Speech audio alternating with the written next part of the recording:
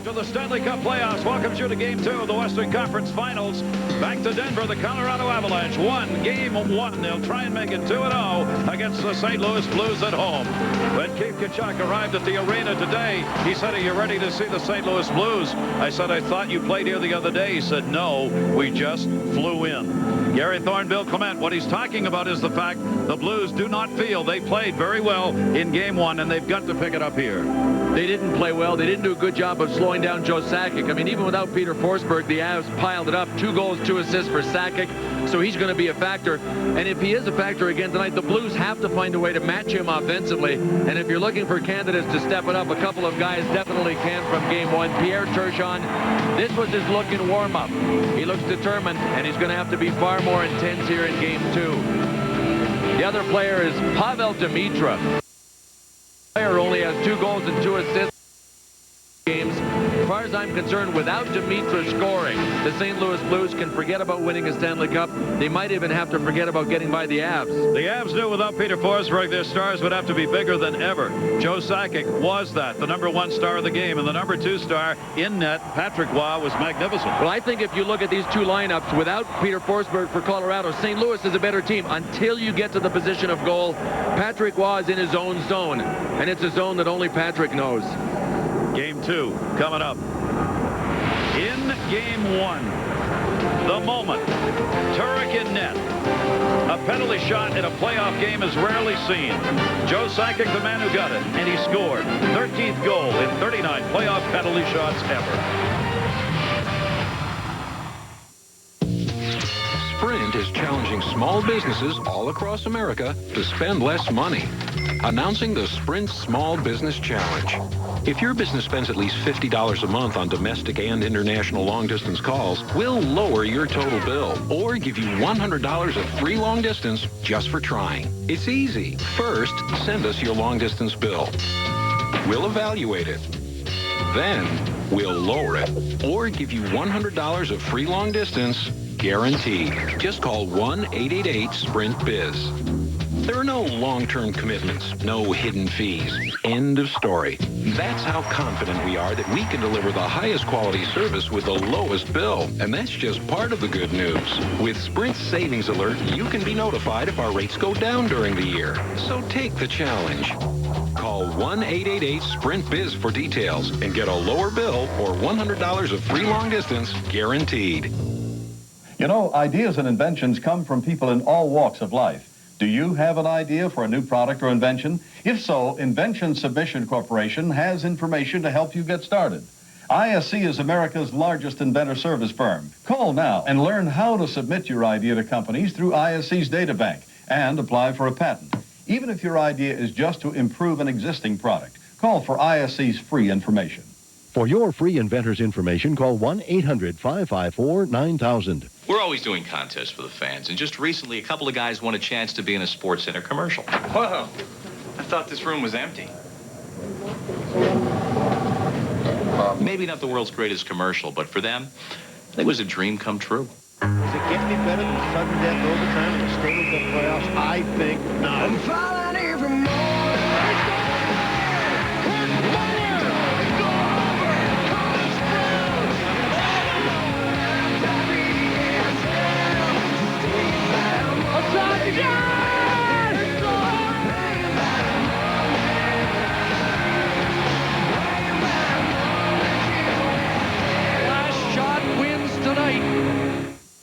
Game 2 of the Blues and the Avalanche coming up. John Saunders and Barry Melrose. Last week, you showed how good Colorado's power play was and how good St. Louis's penalty kill was. I said you couldn't have them both in the same series. You understand what I mean now, right? Now I understand what you mean. You finally made yourself clear. The bottom line is you're right. You can't have both, and we didn't have both.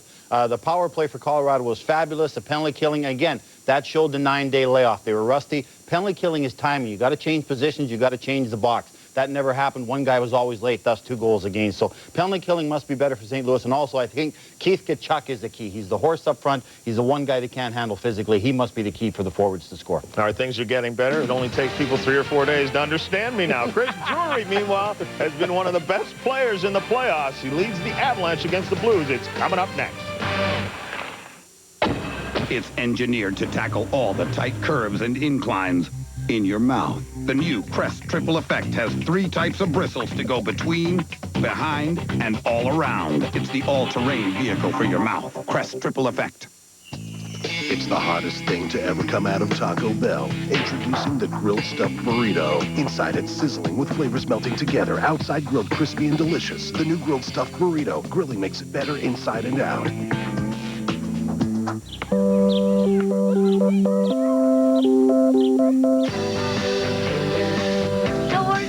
For men, every morning it's the same routine. The desperate search for a way to relieve the pain after shaving. Bye, babe. Finally, there's a better way to soothe your skin. New Nivea for Men Aftershave Balm is an advanced blend of moisturizers and vitamins that soothe and actually improve your skin. Nivea Aftershave Balm. More evolved skincare.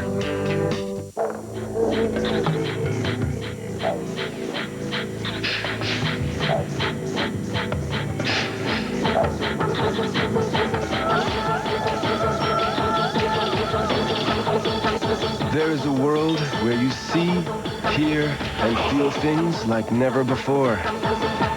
Where design awakens all your senses. This is the world of Samsung, and everyone's invited. Trucks. Tougher than any panty-waist car. Hey, no one ever wrote a song about his first hatchback. The only thing better than trucks is racing trucks. So we're the official tools of the NASCAR Craftsman Truck Series. Craftsman. Make a Craftsman purchase, receive a game piece, and you could win a NASCAR Fantastic Fan Garage. Loaded with everything from a Samsung HD TV to cool Craftsman stuff. Every time you post your resume on the web, you put your dreams, your hopes, your future on the line. Don't get lost in cyberspace. Come to thingamajob.com and connect with a career counselor who will match you with the right opportunity. Thingamajob.com. Life 2.0 begins here.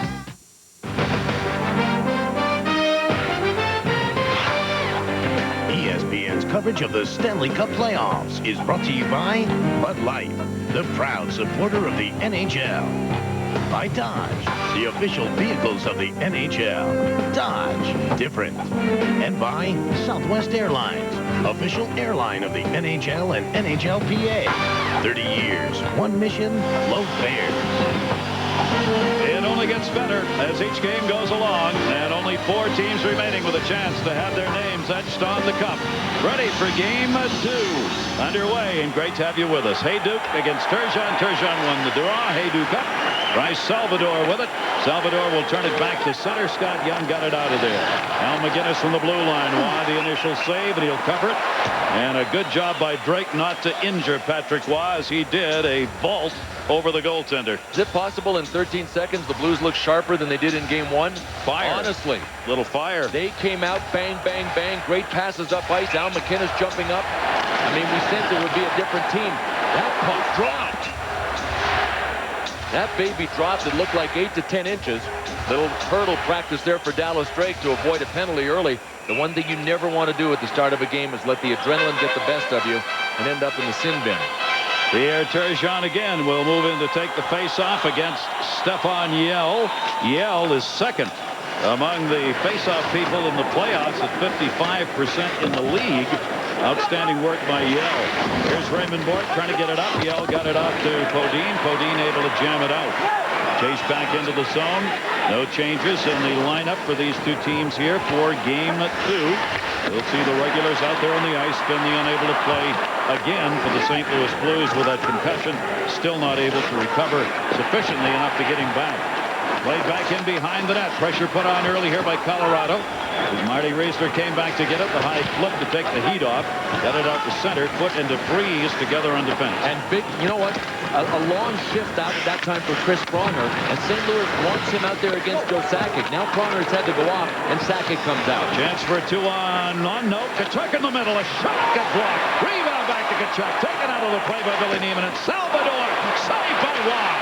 Was picked up where he left off. Al McGinnis, penalty coming. It'll be on Colorado. Al McGinnis knocked away. Back to Salvador. Extra skater out for the Blues. Delayed whistle. Knocked away again by Waugh. Up the near side wall. Al McGinnis stepped up. Turgeon's got it. Empty net at the other end. Turgeon looking. Turgeon dropped it back into the middle. Here's the chance. Deflected, and there's DeVries touching it. So the St. Louis Blues, indeed, with a lot more fire than we saw in Game 1. Bill McCreary right there. Mick Magoo, our officials. You know, you look for signs from players. We mentioned Dimitri in our open, a guy that really hasn't gotten it done offensively yet. He hasn't really wound it up since he came back 17 games ago from injury. But here's Pavel Dimitri at least drawing a penalty. Tried to get to the net. Greg DeVries boxed him out, took him down. So now the Blues will get on the power. Pierre Turgeon, the other forward for St. Louis, we talked about in our open, has to be more intense. Got to sustain some forecheck, and for that, you got to pay a price. Watch this, very first shift for Turgeon. Tried to get a piece of Stefan Yellow on the boards. Eric Messier, too. Little shove from Pierre Turgeon. All of these positive signs. It shows that the vital signs for the Blues are strong. Turgeon had 2 shots and a -1 in Game 1 of this series. Dimitra had a couple of shots, played even strength. No power play goals in the last 19 chances against the Colorado Avalanche. The Blues will try and end that right here. McGinnis and Pronger along the blue line. Turgeon along the wall. The penalty at 132 on DeVries, and Colorado's able to clear. The Colorado penalty killing during the regular season was one of their, and maybe their only really weak point, as they finished 19th. But right now, their penalty killing unit is red hot. They are getting it done. Into the corner, Messier, Bort knocked it away. Far side, Blake couldn't get it. Pronger will. Pronger sends it in. Deflected to the near side. St. Louis on the power play. Turgeon heading to the net with Young. Young had it deflected away. Pronger stepped way up. Messier got the puck, and you back it out of the zone. Eric Messier clears. A minute to go on the St. Louis advantage. St. Louis, their power play during the regular season was ranked 9th in the NHL. Off the near side boards. Young will stay out on it. Couldn't play it. Foot was there. Tkachuk dropped it back. Well, the St. Louis power play can be a factor as long as they get on the ice more than they did in Game 1. They only have 2 power plays, and it's tough to be a factor in a game with only 2. They have gone 6 for 45 in the playoffs in the power play. McGinnis snuck in, and a save made by Waugh. You've seen both Pronger and McGinnis going way down on this power play. Very active, way more active. Trying to get pucks on Waugh. That's one of the things, obviously, that has to happen here. Give themselves a chance on rebounds. Deflected. Podine didn't have to knock that one back to center. Hill drops it back a little deeper. 19 to go in the advantage. Hill and Salvador. Roman Turek's got to play it.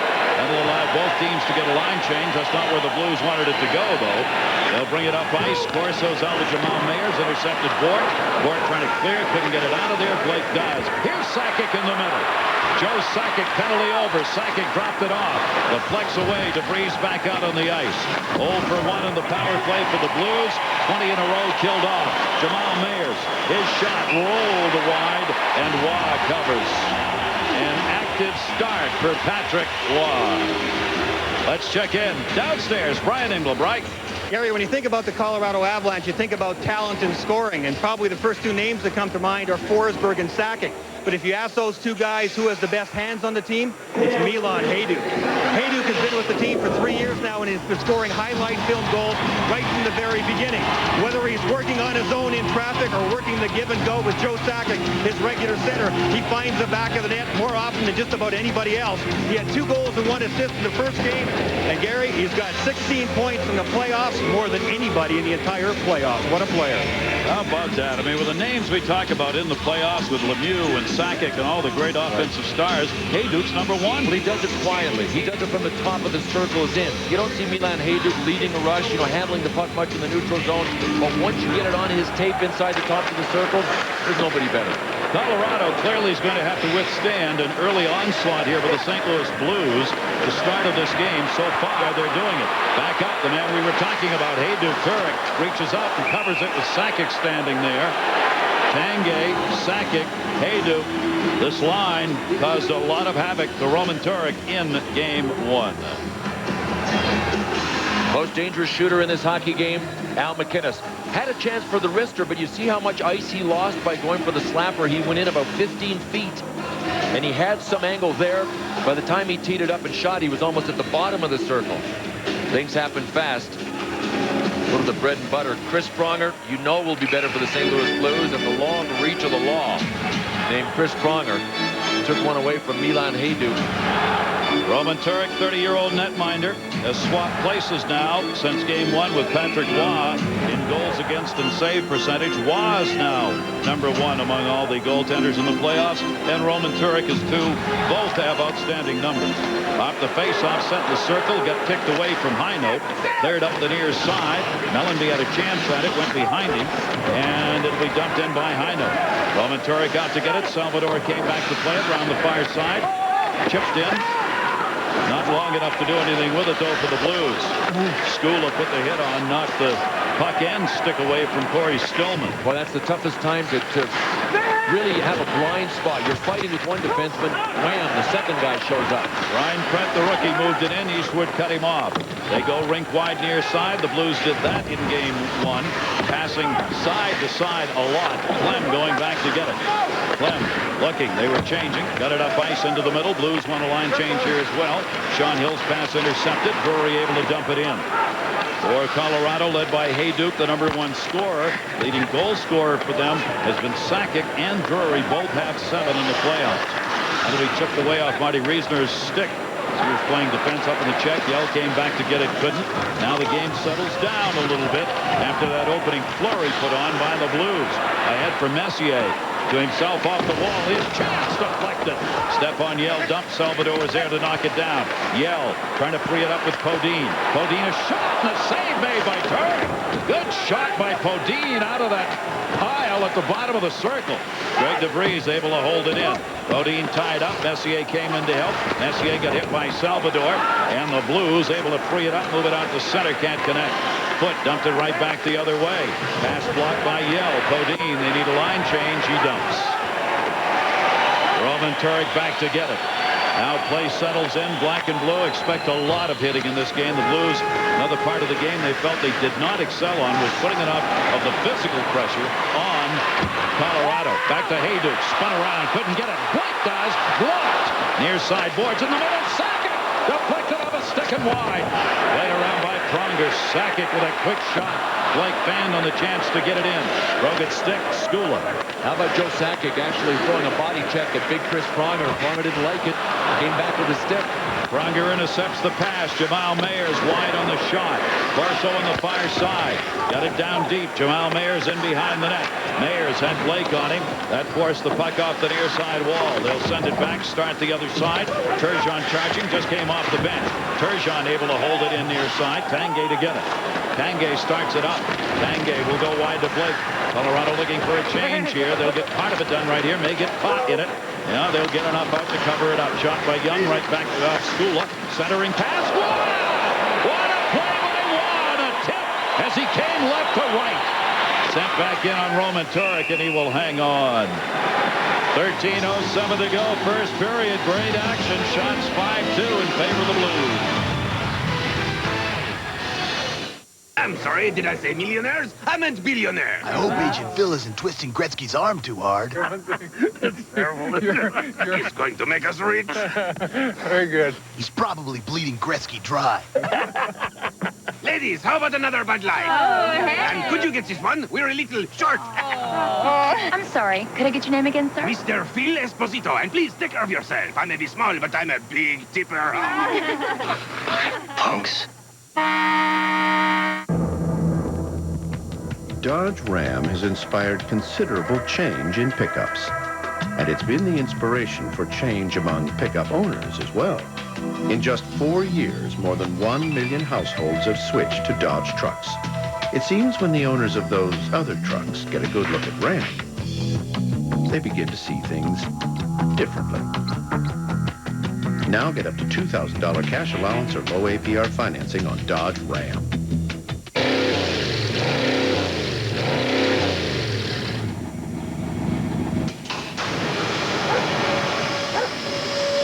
Some guys take their car's performance a little more seriously than others. That's why they turn to Valvoline SynPower Complete Fuel System Treatment. Unlike some fuel additives, SynPower cleans beyond the fuel injectors all the way through the combustion chamber. Valvoline SynPower. Synthetic oils, additives, and cleaners.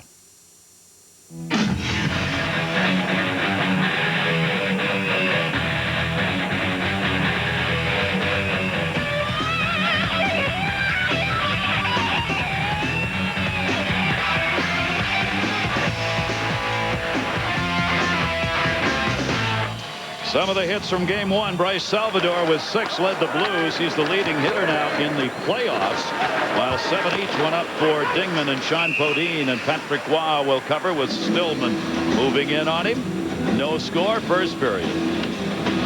Well, we'll watch again for Roman Turek to try to play the puck, if in fact he comes out to get it, because he's got a weapon that he uses that can shoot a puck pretty darn well. Doesn't look that curved from that angle. Check this out. I mean, look at this. It's so curved and it's so rockered, it looks more like a boomerang than it does a hockey stick. And he actually flings the puck. He doesn't shoot it, so he can get really good wood on it. So don't worry about Roman Turek on his forehand. Backhand, maybe a bit of an issue. That old banana problem there when you go to the backhand. That one, Skula dropped back in behind the net. Turek had a 1-8-0 against San Jose in 6 games, a 1-3-4 against Dallas in 4 in the sweep. Turek gave up 4 in Game 1 for Patrick Waugh. He's now #1 in the NHL among the goaltenders in the playoffs, and posting better numbers as he goes along, especially in that save percentage. It's gone from .898 against Vancouver to .968 against St. Louis in Game 1. His story is not unlike Roman Turek's. He kind of lost it emotionally, lost his confidence early in the playoffs, pressured himself. With Turek, it happened down the stretch and towards the end of the season. But clearly, they both found themselves emotionally, and in the process found their games. I mean, Turek was on life support down the stretch until the last 3 games of the regular season, and really pulled it back together again. Blast from the point. While reaching out, it went wide. Back to center. Al McGinnis, who can gun it. Pronger and he will put in as many shots as they can. That was mishandled by Turek. It almost flicked over the glass. On that last shot by McGinnis, they flipped McGinnis and Salvador on the blue line, depending on whether the centerman's a left-hand shot or a right-hand shot pulling back. What a shot. Podine went down on the far side. Roman Turek, another misplay right in front. He gets back into the net. Podine knocked it away to Yell. Yell, the wrister blocked from behind. Yell centered for Messier off the side of the net. 2 miscues by Roman Turek in playing the puck in the last shift, and he got away with both of them. He wanted to show off that big curve in his stick. Yes, he did. Had he showed it off the way it was going, he would have broken that stick over the crossbar. Here he goes again. Roman Turek, and again did not handle it cleanly. Dingman, Reed, dropped into the corner. Reed cutting back to Dingman. Dingman dropped it. High note out on this line. Dave Reed. High note coming back to help out in behind the net. Avanoff was tying him up. Centering pass, Dingman got it back. Dingman a shot right through the top of the crease. Rebounded to Ray Bourque. Bourque able to hold it in. Reed, this is the 4th line for Colorado. Reed, centered shot. Turek with a save on high note. Great cycling by the so-called 4th line. You know, they played great in Game 1, and I didn't know whether they had another good one in them. But I'll tell you what, even if they just sustained pressure on Sean Hill on defense and the rest of the Blues, they've done a great job. I mean, play them even. They almost got better than that. Dan Hinote pulled the trigger, and Roman Turek's large size helped him. Dave Reed, though, makes the play. Dave Reed, even with his jaw piece on, pinned against the boards, spotted Dan Hinote, and was able to find him. This was the play that backfired on Roman Turek. Fortunately, he had 2 guys out in front. Smart play by Marty Reisner to be back in deep. Just in case. That's a just-in-case play. And that shows you why you make those just-in-case plays. Be in a good spot. Elon Hayduk to Ray Bourque. His shot deflected off Pronger. Pronger tried to clear it up. Got it up to the point. Blues will get it out. No score here in the first period of Game 2. Moving in the near side. Mellanby shot wide. Eastwood over. Back for Stillman. Mellanby, Stillman. In behind the net, the centering pass to Eastwood got blocked. Stillman came out. He centered again. Chipped away to the point. Held onto by Gusarov. Gusarov drops it back. Scott Mellanby with it. Mellanby tied up. Mellanby dropped it. Stillman wanted a backhand. Forehand. Ended up getting one. And it bounced and is covered by Waugh. How about sustaining pressure? Avs at one end, very next shift, St. Louis at the other end. Goaltenders have had to have their heads on a swivel here in this first period. Still no score. Let's take a look at our Bud Light Stanley Cup summary. The Blues have lost 17 of 19, best of 7 series when they've lost game 1. Mario Lemieux did not have a shot in game 1 against the Devils. In the conference final, game 1 winner, won 26 of 38 series since '82. Great recovery by the Blues after the Dan High-Note scoring chance. Corey Stillman looked like he wanted to step out for a backhand wraparound. Instead, he spun around and went for the forehand. Patrick Waugh lost his angle a little bit. He was playing the front of the net, waiting for the pass. Shots are now 6-3 in favor of the St. Louis Blues. Stefan Yell able to dump that one in. In game 1, the shots went in favor of St. Louis by 1, 31-30. Most of those coming in the third. Wow, will hang on to that one. Jamal Mayer's going to get in from the line. Tomorrow, 7 o'clock, ESPN, exclusive coverage, Game 2 of the Eastern Conference Finals. An extra day's rest for the Penguins and the New Jersey Devils. Devils won the first one, 1-0. ESPN ABC, your home for all the Stanley Cup playoff action. New Jersey with a lead in that series.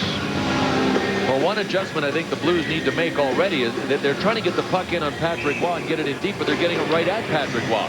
It's the third time a shot has come from the neutral zone that Patrick Waugh has just deadened as it hit him right here. And that's a good play. Glove behind the stick, deaden the shot, freeze and get a face-off. Blues aren't going to get it back unless they win the face-off. If they chip it to areas and soft chip it straight ahead, they got a better chance of getting it back than giving it to Patrick Waugh. They're getting their shots. At least they've reached that level. They've got 7. That's more than they had in the entire first period of game 1. But they haven't resulted. Well, they've had a couple of chances. But Phil says straight on with Waugh, nothing. They lost the face-off. Puck has come out now. So they never did get really a threatening scoring chance from that long shot by Jamal Mayer. Here's Bodine. He dumps that one in. Al McGinnis going back to get it. Messier on him. McGinnis protecting the puck with the body, circles it out, leads the charge himself. Midway through the first, Young shot off the body of Waugh and up and into the seats. Scott Young, couple of short-handed goals in this playoff season, including the one and only goal the Blues got in game 1. The man that won a Stanley Cup with the Colorado Avs in '96. Puck seems to be following him. We saw in the penalty shot, or at least the breakaway that he scored on, the puck bounced back to him for a rebound. Already tonight he's taken a shot and the puck has come back to him. But the Blues are firing. They're in this game. Their heads are straight. The altitude doesn't seem to be a factor. Pavel Demitra heads up all the way. Ooh!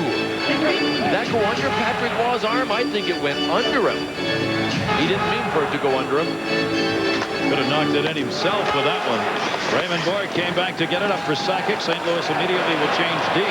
Sakic trying to catch him in it at a 3-on-2 momentarily. Good luck Turgeon to bang the puck up to the point, and Turgeon again able to get it out of there. And Colorado forced back deep. Raymond Boyd back in his own end. Ray Boyd, one of the leading ice time men in the Stanley Cup playoffs this season. In the corner, Pronger had it, lost it, got it back. Cleared it over Tanguay's stick, but not out. Blake holds it in. That came through on Turek. He was surprised. Thought it was going to be knocked down. It just came right straight in. He might have been more surprised at Chris Pronger just dumping the puck out the wrong way. Young shot that one in from center. Waugh makes the save on it. Scoreless here in game 2. Every Saturday, it's Saturday Night NHL from 9 to 11 on ESPN Classic. Number 21, forward, Connor Walker. Number 33, center, Tom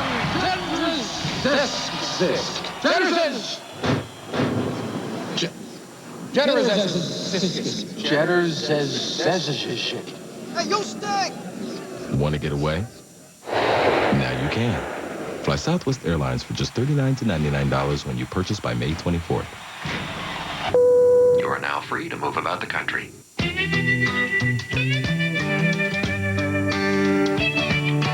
Big green combine, edgy at the wheel, under a big sky, working in the field. From the brewery crew to the lager-in man, get it to you fast and fresh as they can. This is from the people working hard every day, talking about the folks who get this bud my way. This bud's for you, and you, and you, and you. This bud's for you. Up to here in off-road is no time to discover your truck's off-road pack.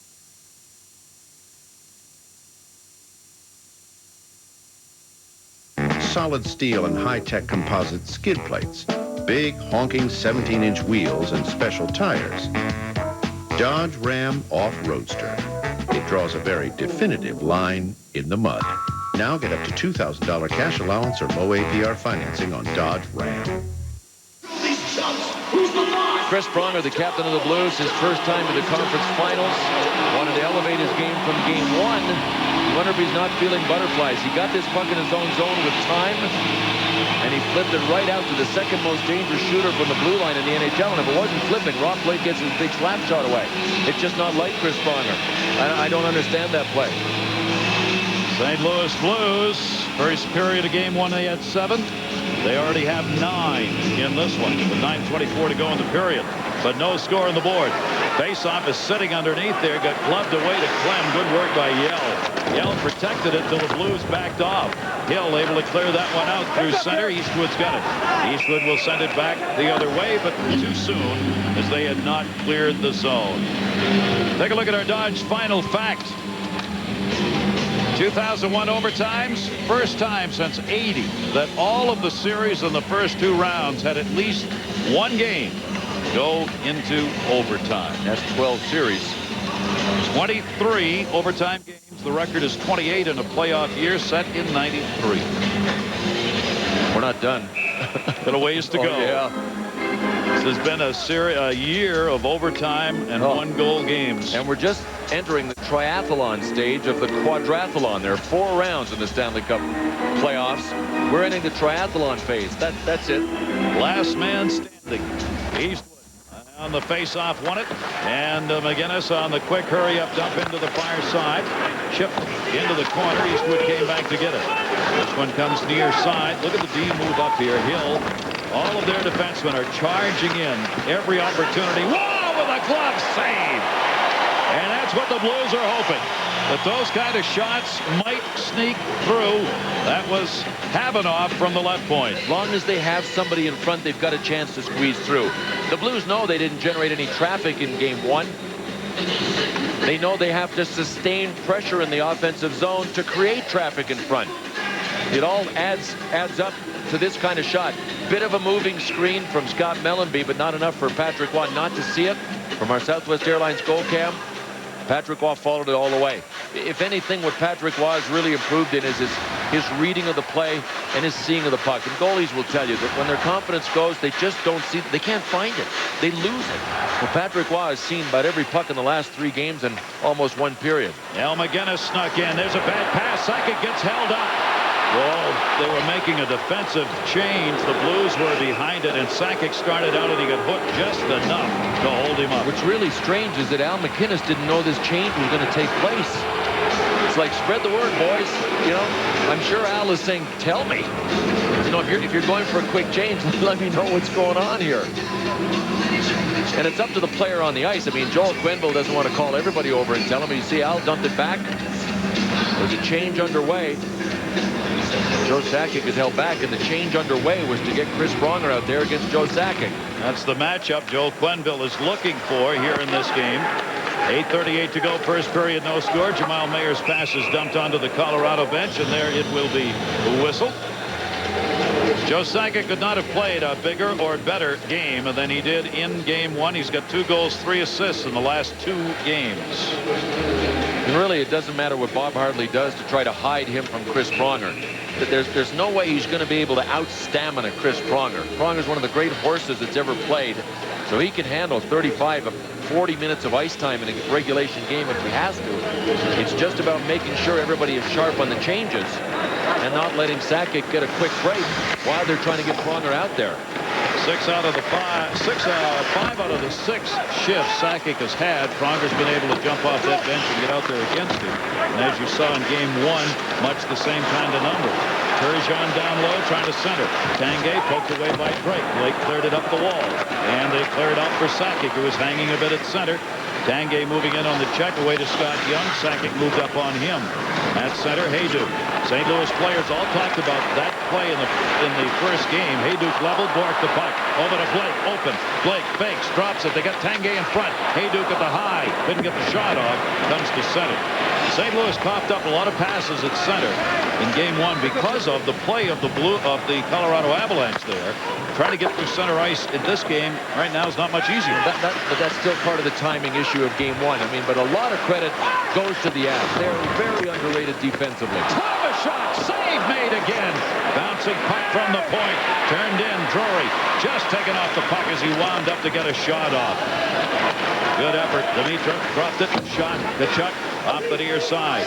Here's the line that St. Louis wants to get going. Played by Clem. Clem turns it. Got it up. Hand out. Drury lost his stick here. Doesn't have one as he heads over to the bench. There he is playing the body. Good play by Drury, and then after playing the body, he gets on the bench. A couple arch rivals from college. Boston College, Griesner, Boston University, Chris Drury. They're still going nose to nose. And those are real rivalries. Into the corner. Hesh moving in on it. It'll be touched up on the icing call as Adam Foote got there. 6:53 left, a scoreless first period. If you're looking for positive signs from St. Louis, how about an end-over-end kind of back check, hip check from Pierre Turgeon? He's definitely in this game. When he's not a physical player, so you know when Pierre is out there doing things that are making physical statements, he's here. He is here tonight mentally. 3 goals, 9 assists in the playoff year for Turgeon. It is tough. These Colorado Avalanche are playing a very steady first game and continuing it here in the first period of game 2. And the Avs have to use 4 lines. The St. Louis Blues, they'll just outlast you in a series, in a 7-game series. Back to Blake. He'll take it. And what a save by Turek. He did the splits, reached up with the glove, and Blake denied a goal. Well, I mentioned Rob Blake as the second most dangerous shooter from the blue line in the NHL. The Blues have Mr. Danger number 1. That's Al McInnes. But Rob Blake had time. Looked like he had a bit of a screen. The guy whose nickname is Large came up large on this one. Roman Turek had to try to peek around Dave Reed. Great screen from Reed.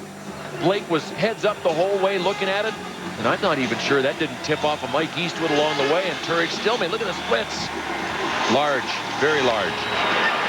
Roman Turek again watching through traffic. Reed, penalty coming up. A delayed call. There it is. Power play coming for Colorado. Well, more great work. More great work by this 4th line from Colorado. They generate another scoring chance from Rob Blake of the blue line. And now they draw a penalty. True blue, minor penalty, interference. Mick McGough with a call for us. A reminder, tonight, 11:30, ESPN2, Kevin Cork, Barry Melrose, Ray Ferraro. And it's NHL tonight, Pens Devils Game 2 preview. Devils role players a look at, and more from Denver. All coming up. There it is, cross check from behind on Dan Heinold. Heinold just backed in, hoping for the best. He got it. An interference call. McInnes out of there, 13-18. Colorado goes on the power play for the Avs in game 1. Their power play got 2.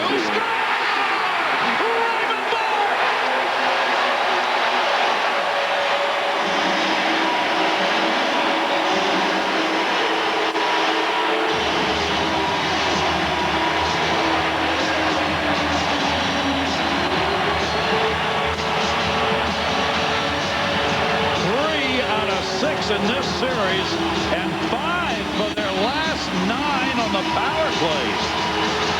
Red hot. It started with a face-off. Alex Tanguay had a dismal game 1 on the face-off. Here he is snapping one back on a string to Rob Blake. And you think Rob Blake dished for a one-timer? Great torquage on the stick off the post. As long as Roman Turek's legs and his pads are, he couldn't get to that blast off the post. Rob Blake just shuffled it over for the one-timer. First blood in game 2 has been drawn by Colorado. Power play is just on fire for Colorado, while their penalty killing is even better. And a 1-0 Avs lead. They'll get it on their 7th shot of the game, and Raymond Bork got it. Blake holds it in. Blake dishing in for Yell, intercepted by Pronger. Pronger moves out across ice. Bork there to get it. Ray Bourque, I thought, had the best line I've seen in a long time, talking about trying to win the cup. He's never done it, 21 playoff years. He said, I have never won my last game. I looked at that and I went, I never thought of it that way. But he's talking about every season. Every season it's a loss. Every season he goes home without a chance to have his name etched on the cup. After 21 years in the playoffs. Dumped back into the corner by Tkachuk. Never got in on Waugh. Tkachuk came back. Bourque cleared it up. Not out as it hit Young. In the corner. Bourque down on the ice. Some help there. Billy Niemanen will clear it out. 13-22. Raymond Bourque gets his first of the playoff year. His 38th career playoff goal. Blake and Tanguay on the power play. Tkachuk in front. Taken out of there by Adam Foote. His nearest and closest enemy in this series. Velcroed to him. Foote did a tremendous job on Tkachuk in game one, out there for virtually every shift, and he'll stay there in this game. The battle in the corner, taken away by Hesh. Reed reached in, couldn't get it. Deflected back into the middle, and now out. Dingman centered. After that, he got knocked down. Havanov cleared it into the middle. Clem back. Gets to the red again. Tries to clear it up. He's caught Dave Reed in the face. Oh, he doesn't need that again, does he? Still got a titanium plate in his chin. And that was his own teammate going after it right there, accidentally, of course. At center, Sakic got it. Sakic found room somehow. Into the corner, Clem, the defenseman, then he turned around. He'll take it out by Hayduk. Colorado a line change behind their defenseman back deep. Clem is out there with Skula. Again, a shot from the blue line. Waugh knocks it away. And again, Colorado couldn't get in there. The St. Louis couldn't get in there in time for the rebound. That goes into the seats. Well, a time to celebrate for Ray Bourque and the Avs. They score first here in game 2. Remember Dan Hinote, the guy on the right with a big smile, who drew the penalty. When you've got a serious leak, it's time for Leak Ender 2000. It fixes any leak fast, no matter what's leaking. Just spray it with Leak Ender 2000, and in minutes, the leak is sealed. Look, we'll cut this garden hose with a knife, then shut off the water and spray on Leak Ender 2000. Minutes later, the hose is as good as new. The cut is sealed. Leak Ender 2000 is a unique compound that fills and seals any crack or separation as it hardens. Why put up with gushing gutters, dripping drains, wet windowsills, and rain-soaked RVs? Leak Ender 2000 stops all those leaks, and it's yours for only $14.95. Call now and we'll double your order. We'll send you this giant-size can at no extra charge. Order now. To order, have your credit card ready and call toll-free 1-800-554-9000 or send check or money order for $14.95 plus $4 shipping to the address on your screen. Call 1-800-554-9000.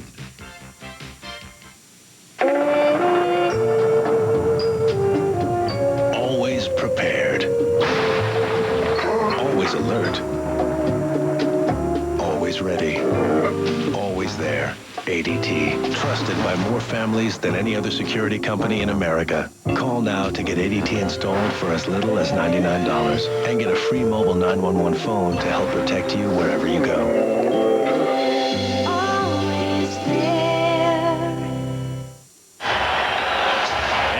Those fans who love Raymond Bourque and cheering for somebody else. There's cut it in two. Gary Thornbill from Brian Ingram. Welcome back. Fourth lines in this series matter. Absolutely, especially because St. Louis has 4 quality lines. You know they're going to roll them at you, so you have to have a 4th line to match them. I think there was a question about Colorado's 4th line. Could they keep up? I think in the first game they've done a terrific job. Raymond Bourque with a goal he has scored here. Has now got a streak going.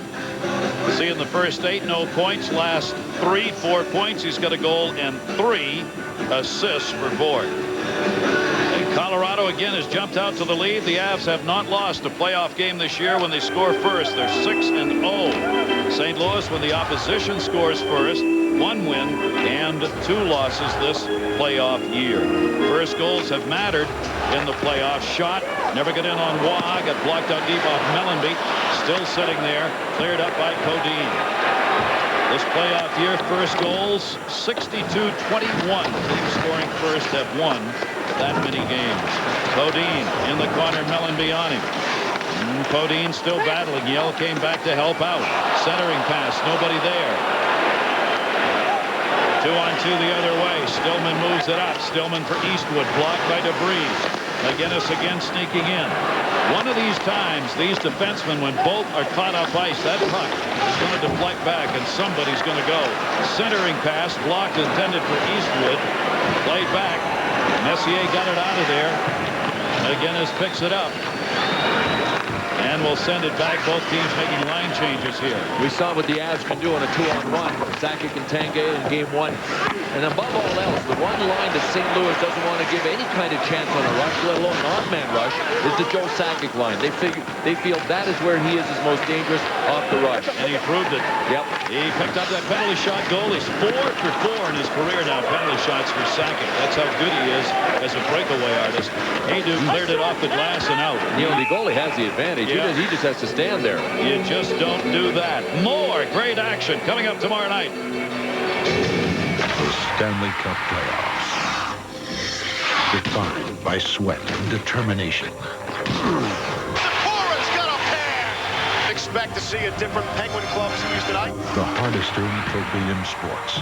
The Stanley Cup. Live on ESPN. Tuesday. And great to have you with us, everybody. Gary Thornbill, Brian Ingram, our crew on hand here with 2:53 to go in the period. Joe Sakic line is out there, but typical of Joe Sakic, you see him at the bottom of the screen, not taking the face-off. Milan Hajduk and Alex Tanguay kind of flip-flop taking turns. Sakic, one of the best face-off men in the National Hockey League, but with that bad right shoulder, they feel it's just too much pressure on it. They don't want to have him get hurt again. Bork hit by Drake as he cleared it out. Reaching for it, Sakic with Tanguay. Oh, Sakic, Pronger, great pickpocket and clears. Pronger reached in, got it out of there. Sakic looked back at him like you might want to keep that stick down. Cleared back out the center over Turgeon's stick. Thought I could hear it from here. Got up there pretty good. Well, above all else, Chris Pronger has to make sure that he stays out of the penalty box, and even if it's a retaliation, they can't afford that. Great play on the back check by Billy Niemanen. Niemanen charges out. Ryan Prett a trailer. Niemanen in. He's got Drury in front of the net. In behind the net. Colorado tries to get it set up. Ryan Prett knocked away by Hesh. Cleared up the near side and out of the zone. The Avs will get it back. Blake came back to get it. Knocked down. Two-liner, and that'll be whistled with 1:50 to go here in the first period.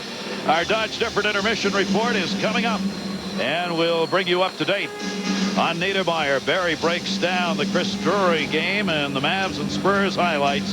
Our Dodge Different Intermission. We really haven't seen Chris Pronger and Joe Sakic next to one another very much so far in this game, but there was a Joe Sakic stick that came up and creased the side of Chris Pronger's head. This may be the reason Chris Pronger on this play wins. Chopped. Both of them let go. Woody Herman would have been proud. 13-22. Bork got the goal. Blake and Tanguay had the assists. Face off to the left side of Waugh. 35-year-old netminder has come up with 11 saves in this first period. Jamal Mayer's ready for a face-off. 16 different players took face-offs in game 1, which is an amazing total. 9 forwards for Colorado and 7 for St. Louis. Hill the shot, save made. Jamal Mayer's trying to find a rebound. It's loose. It's under that pile somewhere, and they get a whistle. Kachuk's going, don't blow that whistle. I had another chance at it. Wait up. Underneath these 4 Avalanche players and the goalie, I tell you, I can see it. 4 Avs dove on the puck there. And Jamal Mayers never did see where it was. Shot right here. Mayers went and looked like he had a piece of the rebound. And right here, Jamal Mayers, see number 21. He's standing there looking around, and he doesn't know where it is. We can see it. It's loose. Oh, out of the way. 4, 5, 6. I just like to count the bodies that are piled up here. All right, you got 4 Avs, 2 St. Louis, 5. Count. I don't know. I lost count. There's an amazing body pile right there. Guys, you can't see underneath. Jamal Mayers again moves in to take the face-off, trying to get it back to Hill. Playing behind him on the point, where they'll gun it if they can. He did. He does. Save made Waugh. Rebound kicked away to Podine.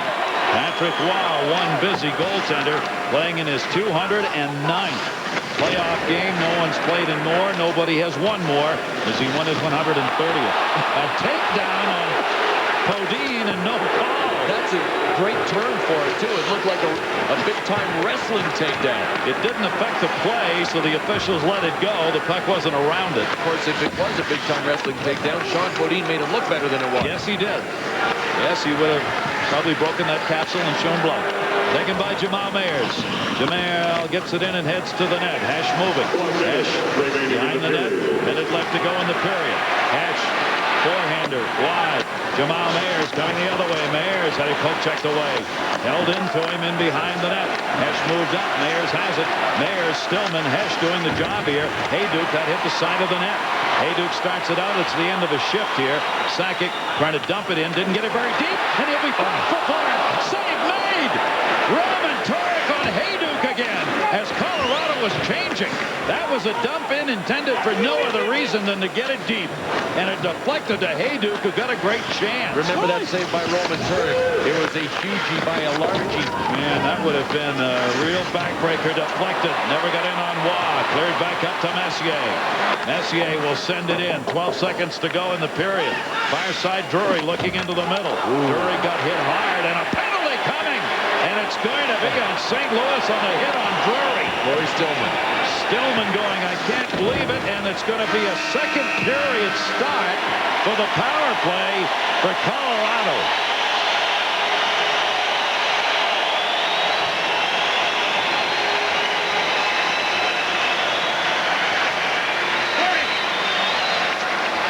Roughing looks like the call. Chris Drury stopped.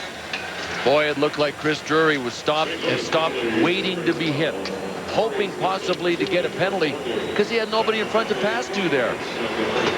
It's going to be a boarding call on Stillman. We'll start the second period. The Avalanche with a 2-minute power play. John and Barry. All right, Gary, thanks a lot. So St. Louis, who was so dominant in the previous two series, killing penalties, have not been getting it done. They'll have to start the period with another. Well, before the game, we talked about the tape I showed, their great penalty killing before the series. Well, what I showed doesn't happen anymore. Number one, they lose the draw clean. That never happened in the first part of the playoffs and the regular season. And Mike Eastwood is the best draw man they got. That's his job. And also, they didn't get in the shooting lanes. That's what St. Louis does so good. That means that when you get the puck and shoot it, you're always in a person in your face. The St. Louis Blue is always in your face. You can't hit the net. That never happened on that goal. Clear shot to the net. Goal was scored, draw lost. St. Louis never did that earlier. And with the way Patrick Waugh is playing, if they get a goal on this power play, it might be lights out for St. Louis already. When we come back, we'll talk about the guy who just got crunched at the end of the period, Chris Drury. He's been terrific during this playoff series and beyond.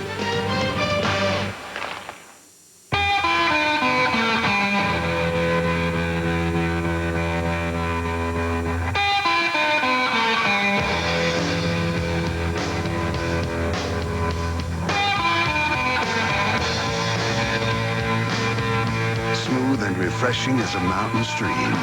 Bush.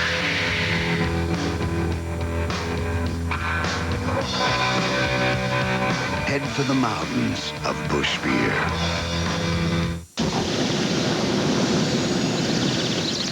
McCormick Grill Mates make your grilling irresistible. In fact, Grill Mates will grab you a slew of compliments, like, Wow, he's really outdone himself this time. But how do you really know they're not just being polite? So, what do you think of the steaks? Oh, you'll know. McCormick Grill Mate Shake-On Seasonings and Marinades. The taste you trust.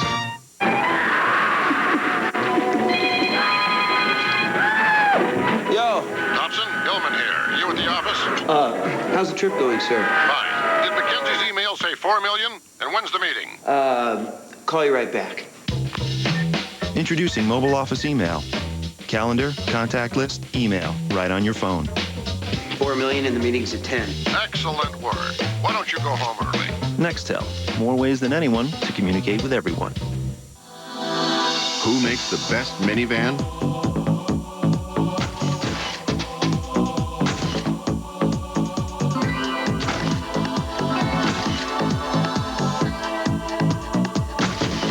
Obviously, the press has already decided. Dodge Grand Caravan, the best minivan ever.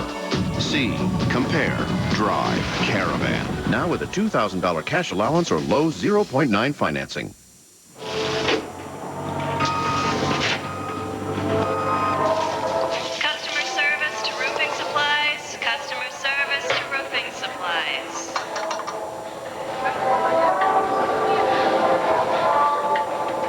Like trying stuff out before you buy it?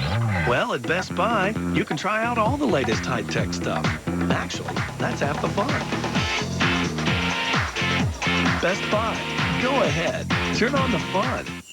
It's the hottest thing to ever come out of Taco Bell. Introducing the grilled stuffed burrito. Inside it's sizzling with flavors melting together. Outside grilled crispy and delicious. The new grilled stuffed burrito. Grilling makes it better inside and out. Tonight's intermission report is presented by Dodge, the official vehicles of the NHL. Dodge, different.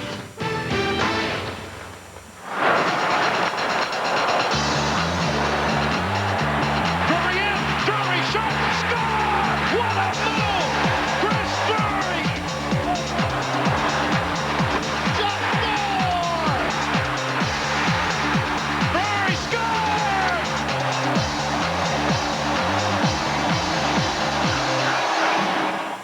Welcome back, John Saunders and Barry Melrose. Chris Drury has been one of the best players in the playoffs. And I've said this to you so many times. He is so much better than I ever thought he would be, than a lot of people ever thought he would be. I've got a theory why. Fire away. All right, go back to 1989, Trumbull, Connecticut, the World Series, Little League World Series. He was the pitcher in the clinching game. Now take a look at that face. Just a baby face, letting everybody think that he doesn't have this in him.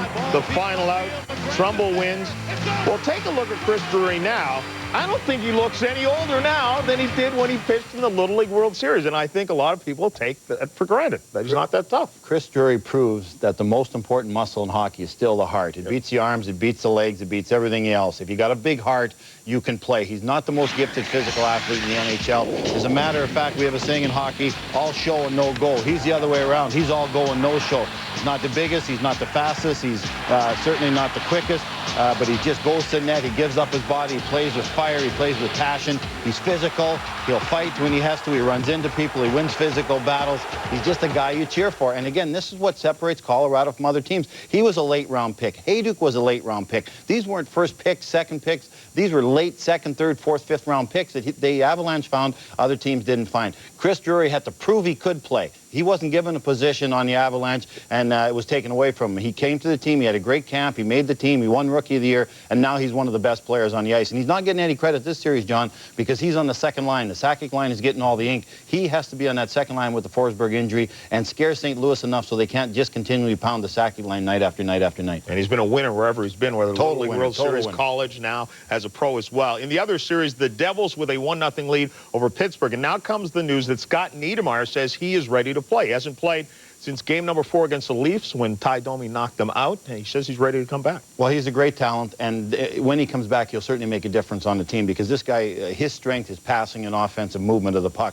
He's great when he gets the puck in his own zone, making that one quick outlet pass, and that is something very few defensemen can do consistently. The first pass is the most important pass. Here he's behind the net offensively. Everyone's looking at the puck, finds an open man in the slot. He does that great. He's a Bobby Orr, Brad Park, Paul Coffey type defenseman, great skater, great mobility, but his strength is offensive. But here's my thinking with Niedermayer coming back. I don't play him. I got a winning lineup. We've won 3 games in a row. We played the best 3 games we have all year. Sutton, the guy that took his spot, is a +5. That lineup has a little bit of magic right now. When they lose, fine. Get Niedermayer in there. Certainly it'll make a difference on the team, but I hate to break up a winning lineup. You take Sutton out, say you play too well, I got to put Niedermayer in. Leave the kid in. You got 6 great defensemen that are playing well right now. They're really playing as a unit. When they lose, bring the guy back, and everything will be fine. But I hate to change a winning lineup. I will give you credit. You're a man of your conviction. You said the same thing last year about Lindros. Lindros came back. Philadelphia They're a different team. Chemistry by the Devils. completely changed. We'll find out if Scott Niedermayer will play. He says he is ready, and Game 2 will be ready to bring it to you tomorrow night, 7 o'clock Eastern Time. Mario Lemieux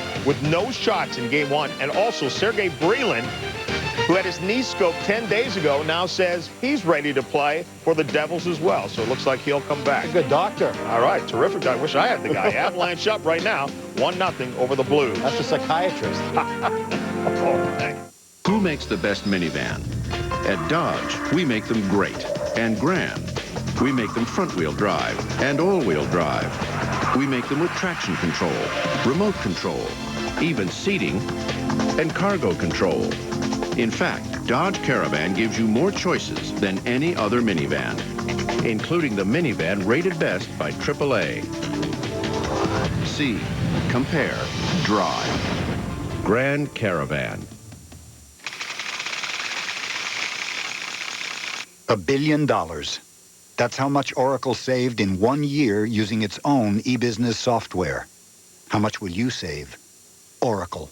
Software powers the internet. When he announced that he was coming back from retirement, Go Penguins! It means a lot to have him back. My first thought was, thank God. Pure joy. Everybody felt it. This goes beyond sports. This is culture. it's the best thing to happen to Pittsburgh since the inaccurate reception. A lot of people thought I was too old to come back. I just needed some time to clear my head and my acne. Play the Powerade ESPN Sports Center Under the Cap game. 1 in 6 wins instantly. Guys like us got no choice. This is war. There was no time for fear. We have to strike the heart of Japan the way they have hit us. And no giving up. Let's do it! Without a fight. You know what top secret is? The kind of mission where you get medals, but they send them to your relatives. Ben Affleck, Josh Hartnett, Kate Beckinsale, Cuba Gooding Jr. Pearl Harbor, rated PG-13. Starts Friday, May 25th. I don't know if this is such a good idea, but come on. We only have a few more miles to go. Oh, this don't feel right. What if people treated you the way you treat your car? Oh, suck it up. Let's go. Let's go. At Pet Boys, we treat cars right. With 35,000-mile tires, 4 for $99. Or Futuras, 4 for $179. Okay, it's feeling better. Good. It's numbing out. That's normal. All you need to know is where to go. Pet Boys. The NASCAR Craftsman Truck Series rolls into Pikes Peak as Ted Musgrave looks to grab another checkered flag. That's the way we do it now. The Jelly Belly 200, Sunday at 4 on ESPN.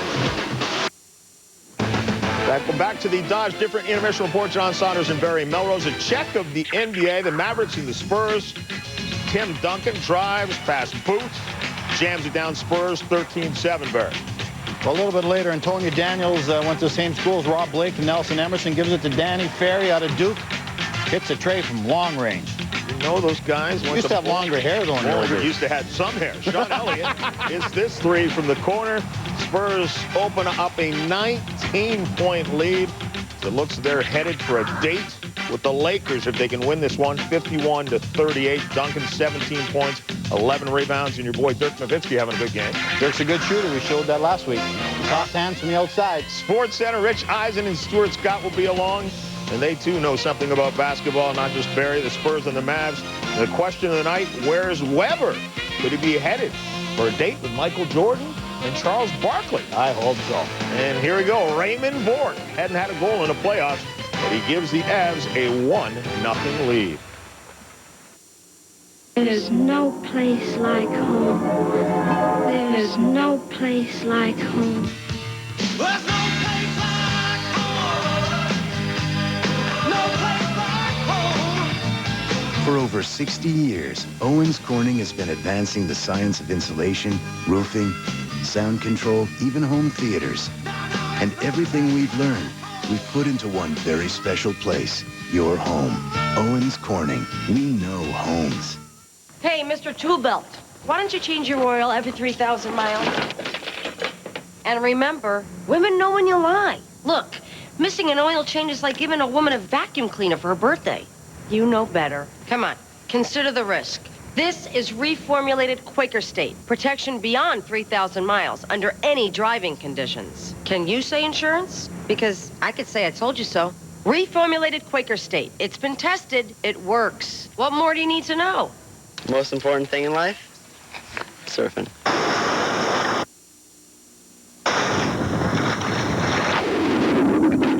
If I had to choose between surfing and girls for the rest of my life...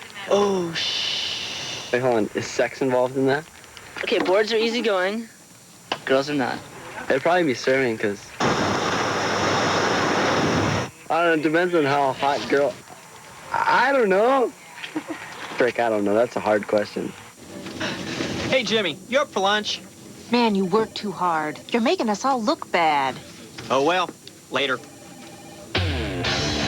Introducing the Intruder Volusia from Suzuki. Jimmy, you work longer than anyone else here. including me. Take 2 weeks off. That's it. I won't take no for an answer. It's all you need to get away.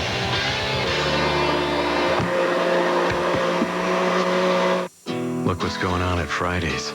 New pepper jack smothered entrees. Only $8.99 for chicken, $9.99 for steak. Oh yeah, get ready to melt. Who makes the best minivan? At Dodge, we make them great and grand. We make them front-wheel drive and all-wheel drive. We make them with traction control, remote control, even seating, and cargo control. In fact, Dodge Caravan gives you more choices than any other minivan, including the minivan rated best by AAA. See, compare, drive. Grand Caravan. The Stanley Cup playoffs. Defined by sweat and determination. Expect to see a different Penguin Club series tonight. The hardest earned trophy in sports. The Stanley Cup. Live on ESPN. Tuesday. Got a little SUV and a big load? Good luck. But Dodge Durango is different. With 2 big, beefy Magnum V8s to choose from, you can pull up to 7,550 pounds, which puts Durango ahead and your boat behind you. Durango. Different. And just right.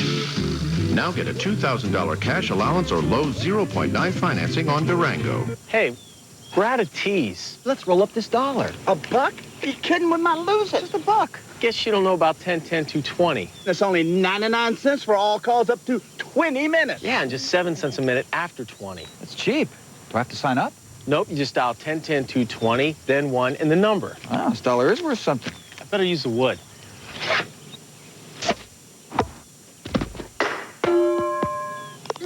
Kind of pulled it. Dial 1010-220. The rich, full body, deep amber color, and crisp mountain cold taste, without all the alcohol. It's the taste that keeps designated drivers on their game. That's Coors non-alcoholic. Who sleeps anymore? Markets do not sleep. Networks do not sleep. Websites do not sleep. Money does not sleep. And e-business is always awake. Millions of people connected to dozens of systems, connected to you, depending on you. You need software that doesn't sleep, so you can. It's a different kind of world. You need a different kind of software. If you've ever eaten at regular fast food places, here are a few things you've never tasted before.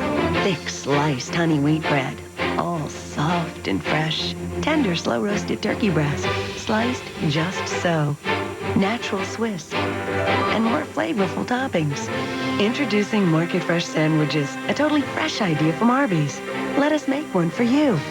Market Fresh Sandwiches, something new from Arby's to satisfy your grown-up tastes.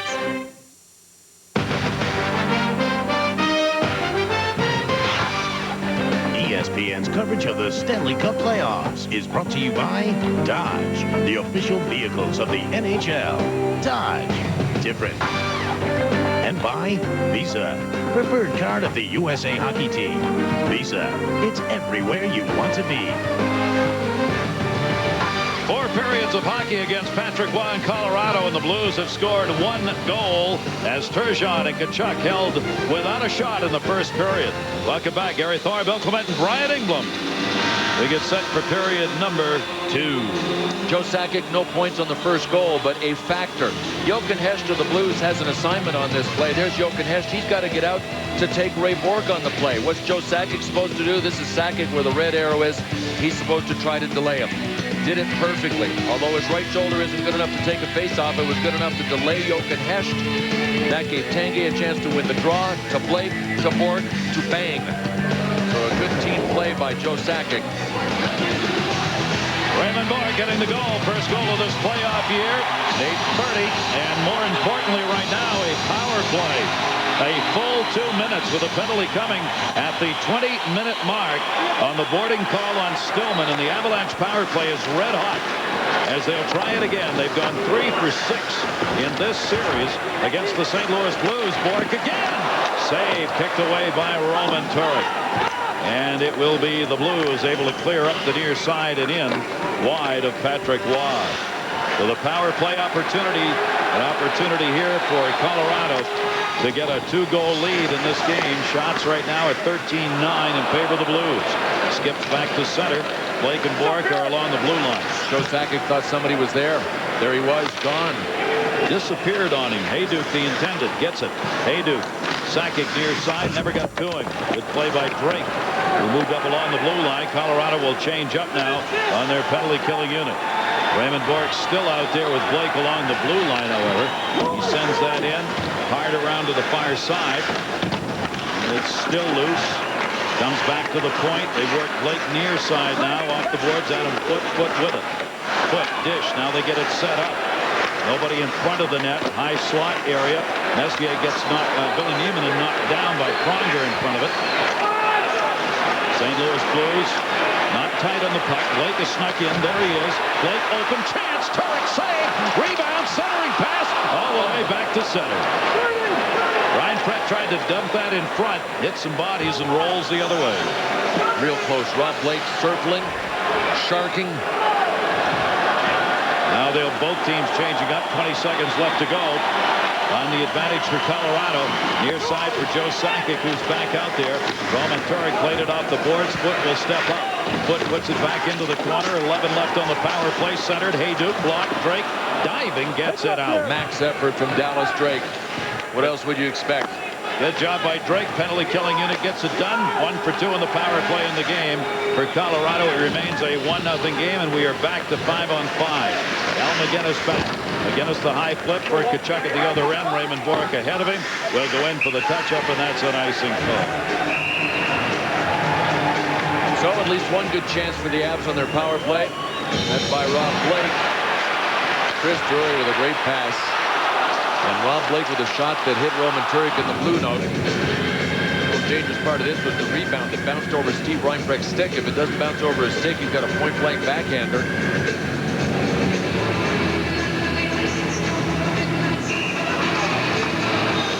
Blake dangerous out there with that point shot.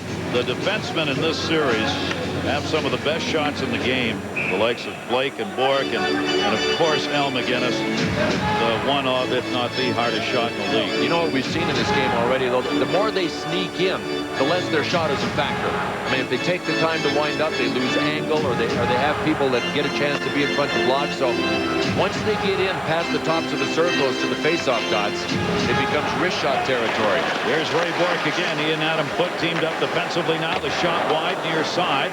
Rolled up the boards. Taken by Tkachuk. Tkachuk moves it down the left wing side and in. Two-time 50-goal scorer. Tkachuk. Shot save again by Roy. Got it out in front to Jamal Mayers that time. Tkachuk holds it into Turgeon. Turgeon looking. Turgeon rolls it out. Taken back by Yell. So Turgeon, Jamal Mayers, and Tkachuk are now on this line for St. Louis. Turgeon. Turgeon with Yell in front. Turgeon a shot deflected off Mayers. The point. That shot deflected up and into the air. Salvador took it. Roy does not have his stick. Roy, the stick's in front of him on the ice, and Colorado clears. Sean Podine not only blocked the big blast from Salvador, but got this thing down the ice, get Patrick Roy out of trouble. Roy reaching for his stick, had a skate moving away from him. And Podine, at the same time, was clearing the puck out of the zone. Here's Corey Stillman. Stillman dishes off. DeVries trying to get it out. Got it to Highnote. And Highnote trying to clear. Came right back into him. Highnote and Eastwood collide. DeVries back in behind the net. Greg DeVries stepping up. Avanoff able to hold it in. Behind the net, Mellanby. Mellanby, Eastwood, and Stillman on this line. That has not changed. That one deflects off the dasher to Mellanby. His pass hit by Highnote. Still loose against the wall. Blake trying to pull it back in. Poke checked away. Centered for Mellanby. Came all the way to the near point. Avanoff's shot got blocked. And it's kicked out of the zone. Good work by Dingman. Dingman and McGinnis. McGinnis turning on the Jets a little bit, able to clear it out. Avs trying to get a line change. Billy Neiman and take it away. Eastwood will dump it in, and St. Louis will change it up. 4 minutes plus into period number 2. The Raymond Bourque goal, the only one up on the board. Colorado winning game 1 by a score of 4-1. The first time Roman Turek had given up more than 3 goals in a playoff game in the 18 previous playoff games he had been in. Jochen Hecht, wrister, block into the middle. Comes to the near side, cleared around by Billy Neiman. The Blues can't get anything close on Patrick Waugh. In the first period, they had 13 shots. They had 2 from the tops of the circles in. That's it. That allows Colorado to, Waugh gets to make the save, and then they get to move the puck out of the zone without any rebound chance. In the corner, DeVries took his man down, came back to Hecht. Hecht looking in the middle for Corso cutting. Hecht behind the net. DeVries without a stick. Puck's underneath Hecht, dug out by Corso. Nobody in front of the net, no. Back to Corso. Corso with Clem on him. Still a defenseman without a stick. Centering pass. Billy Neiman and broken up. Chance for a 2-on-1. Pronger's going to get back to cover. Neiman in the corner, taken out of the play, and Pronger back to get it. Alexei Gusarov played the man, and Pronger picked up the loose puck. Gusarov did a great job. I mean, he wasn't gapped back. Had he been back further, he would have given Drury and Neiman a chance to get their speed up and make a play on him. Adam Foote near side to Skula. Skula gets it up to Tanguay. Tanguay looking for the wide pass. Tic-tac side to side. Sakic whistled on a 2-liner. 14:32 to go, second period. The Avs with a 1-0 lead. Brian England. Gary, we got 5 of the best defensemen in the National Hockey League playing in this series. In fact, we have 5 of the starting 6 defensemen from Team Canada in the '98 Olympics in Tokyo. Let's take a look at some of their trademark styles and what they bring to the series. First of all, you got Adam Foote. He's one of the great warriors all time in defending his turf in front of the net. Ray Bourque, the highest scoring defenseman in the history of the game. Rob Blake, who was an incredible physical presence with the big hits. Chris Pronger, a nightmare to play against one-on-one. And Al McGinnis, the most feared shot in the National Hockey League right now. It all adds up to great watching on the blue line, doesn't it, Bill? Yeah, it does. How come they made the Olympic team, I wonder? They're no good. They're no good. Rob Blake, top D at the '98 Olympics with Canada, earning that honor, and not surprisingly so. Faceoff will come to the top of the circle in the Avs end. Sean Podine, who's played a strong defensive game, leaning in. He and Marty Reisner doing battle. Puck set there long enough for Bourque to pick it up. And Raymond Bourque will gun it in. And Roman Turek got to redirect into the corner to Hill. Raymond Bourque in that first period, 8 minutes 30 seconds worth of playing time. Blake went 9-10 in the first period. Salvador over to get it. Salvador, man, that's how strong he is. As Messier got knocked down, Messier was ready for him. Shot in, deflected, near side. It was picked off by Podine and then cleared out. Back to get it is Hill. Colorado making the quick change. 14-11 the shots right now in favor of the Blues. Wow, hasn't wandered much, wandered there. And the shot, he hasn't got his stick now. Eastwood dumps it back. It's in the corner. He won't get his stick back until there's a whistle. Here's Tkachuk. He knows Patrick Waugh's out there without his stick. So Colorado needs a clear. Pronger comes down low. Waugh without the stick. There's the stick in the corners. Pronger goes by it. Deflected back in behind the net. Takedown on Tkachuk in front of the net by Adam Foote. Centered. That one right through the top of the crease. Podine's got no stick either. Sean Podine without a stick, and it goes up and into the seats, and a break for Colorado. No penalty on the action so far in the corner. Check this out, though. Adam Foote going at Chris Pronger. Chris Pronger flipped the puck over the glass into the stands. Podine didn't have his stick. Patrick Waugh didn't have his stick. They will back off without damage done. And Waugh has decided he'd rather play with a stick. 13:24 left to go, period number 2. It was figuring to be a very physical series. It has been just that. I know you're a driver. There's other people on the road. It's better to be safe than sorry. If a thing is worth doing, it's worth doing well.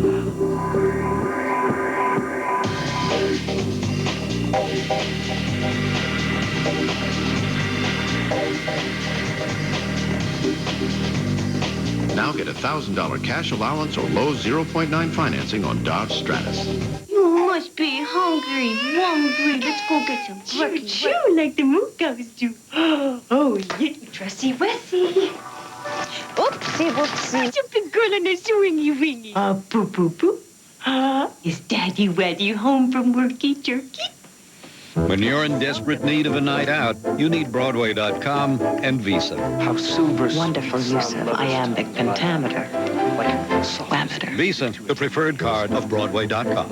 Ask my mom to dance, please. Would you like to dance, Mom? Oh.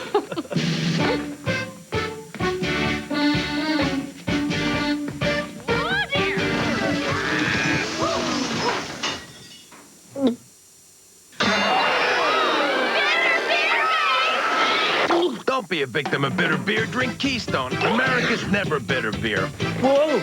Watch the hands, Mom. Keystone, always smooth, never bitter. Here's some heavy going in the trenches. Hand-to-hand combat between Keith Kachuk and Adam Foote. And then Adam Foote came to the rescue of Sean Bodine along the wall. Got into it with Chris Pronger. Adam Foote was named this morning by Keith Kachuk as the toughest player he's ever had to play against. He said he plays against all the big ones, played against Darian Hatcher. All the big defensemen get Keith Kachuk. Said the difference with Adam Foote is he can skate better than all of them. Kind of a surprise for some that it was Foote who drew that assignment. But they wanted to free up Rob Blake for offense. One on front, shot deflected wide, and a penalty coming up. It'll be on Colorado. Delayed call. Hill, and that one went off wide. There's the touch, and St. Louis will get the power play and the penalty in the crease. Nick Magoo will have the call. 41 White, minor penalty, hooking. Well, it's amazing how quickly things can change in the playoffs as we take a look at this super play by Scott Mellanby, trying to get it out front to Corey Stillman, who was taken down. I think Mellanby was the best player for St. Louis in Game 1 from our Southwest Airlines goal cam. There was incoming traffic. Patrick Waugh still was able to get up, make the save, focus, and following the play. Mandatory. Second power play of the game for the Blues with Skula out at 6:58 on the hook. Talked about things changing quickly. The much maligned penalty killing unit of the Colorado Avs, 19th overall during the regular season. Not that good in the first round and a half. No power play goals against in the last 5 tilts. 20 chances. Short-handed, but Drury couldn't hold his balance. Drury got it out of there and then headed to the bench. St. Louis, their 4th power play of this series. They have not scored a power play goal yet. The goal on the board is a power play goal for the Avalanche. Wow, looking up the middle. High one over Turgeon's head. Usually you don't see that till the end of a game when it's about 4-1.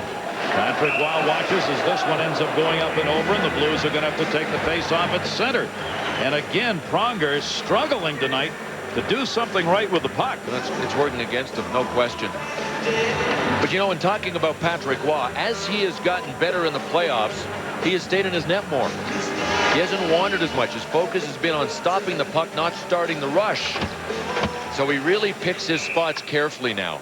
On this one, he knew he had time to get his catching glove on the stick, and you tell when he goes down to one knee, you know he's trying to raise it up and get it over people's heads. That's what he did. Wanted to check the lumber, make sure it was intact. Okay, back to business. So Adam Foote get out of the way. Foote's got this nightmare going through his mind of he launches the puck and it hits off my stick and goes in. Pull that thing back, try to get it under his jersey. Pronger going back. Power play for the St. Louis Blues. This Blues power play during the regular season, as we said, was ranked 9th. They went 3 for 18 during the regular season against Colorado. They haven't been able to get one yet in the first 2 games. Messier near side. Messier blocked into the corner. St. Louis trying to hold it in. Young down there, dug it out. Kachuk's got it. Sends it off the far side. McGinnis. McGinnis had Hayduk move right out on him. Back for Young. Young couldn't find it. And it's cleared out of the zone. Adam Foote just chopped that one out of there. Down to 46 seconds left in the Blues power play. A 1-0 Colorado lead. 16-11 the shots at the moment in favor of the Blues. Both teams change the specialty units. Into the middle is Mellanby in front of the net. Back to McGinnis. Pronger with him. Shot and score! Deflected in front by Mellanby, and it's 1-1. Perfect play for Scott Mellanby. When the St. Louis Blues acquired Keith Kachuk and Scott Mellanby, They got guys that like to do battle in the trenches. They didn't have enough of those players. Scott Mellanby, I said I thought he was the best player St. Louis had in game one, including challenging Adam Foote at the end of it. Right place at the right time, standing there waiting to take a beating. Boy, great deflection. Patrick Waugh was waiting for this with his body. Nice deflectable shot from Al MacInnis, and what a perfect. Patrick Waugh is dumbfounded, saying, look, I was in the perfect place. How'd this happen? Can't do anything about that, and Mellanby has tied this game up. He's got 2 playoff goals, and both of them have come on the power play. And it's 2-2. They get it on their 17th shot of the game. Chance to get back in the game for the Blues always when they get their power play out there. As we said earlier, if they can get it out there early enough, they can win every game on the strength of it. Stillman, a shot gloved by Waugh, and he will get a whistle. So the penalty killing unit of Colorado, beaten for the first time in the 0-for-20 run they had, has ended on the perfect goal deflection by Scott Mellanby. Rob Blake didn't step up and take Mellanby the way I thought he might on the play, which allowed you at least want to jostle the player when the puck arrives to throw his deflection off. And it didn't look as if Rob Blake was touching Scott Mellanby or his stick, you know, when that shot came. You time it so when the shot's in the air, flash his stick, give him a shot, do something like that. Scott Mellanby was standing there untouched. 8:27, the time of the goal. Mellanby picking up the power play goal. McInnis and Stillman got the assists on it. So the goals in this game both have come off the power play. Jamal Mayer's back out, face off against Chris Drury. Mayer's back with his original line mates now, Hesh, Corso. And the linesmen want him to get their sticks down here. Jamal Mayer's going to put his down first. And the face-off won back by Drury. In behind the net, DeVries has it. 1-1, game 2. Colorado won the first one, 4-1.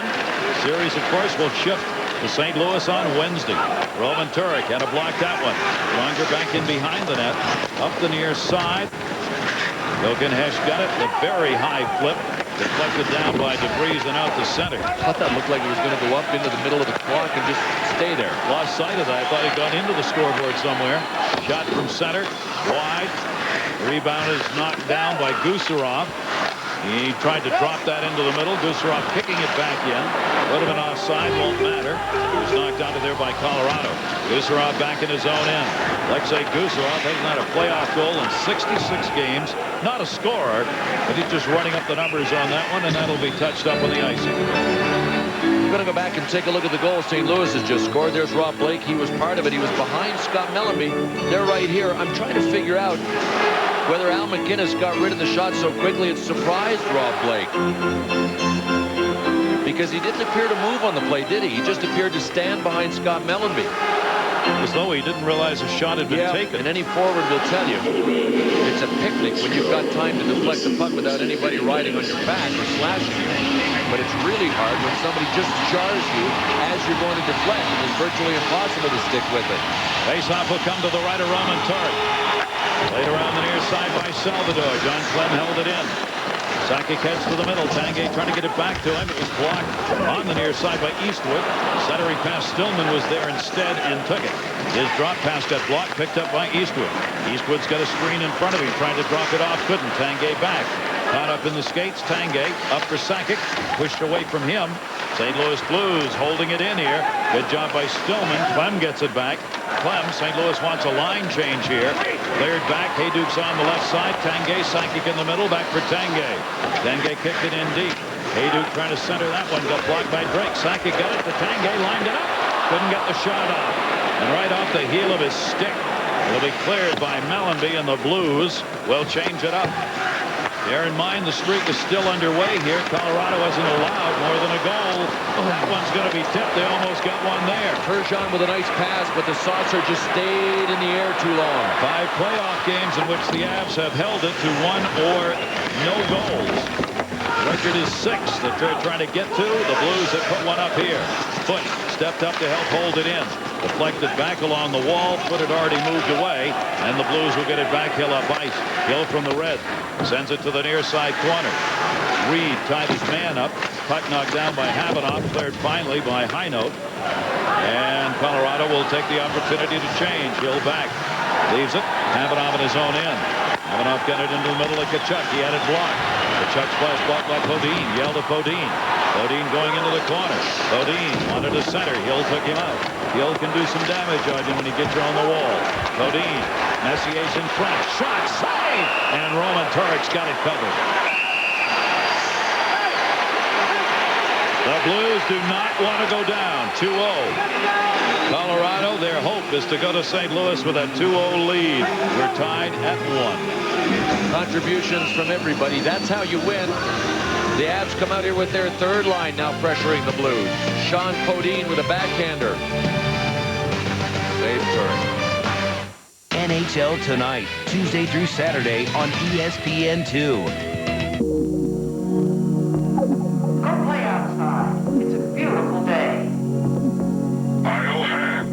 On the Devil's Playground. I'm going to let you go this time, but take it easy out there.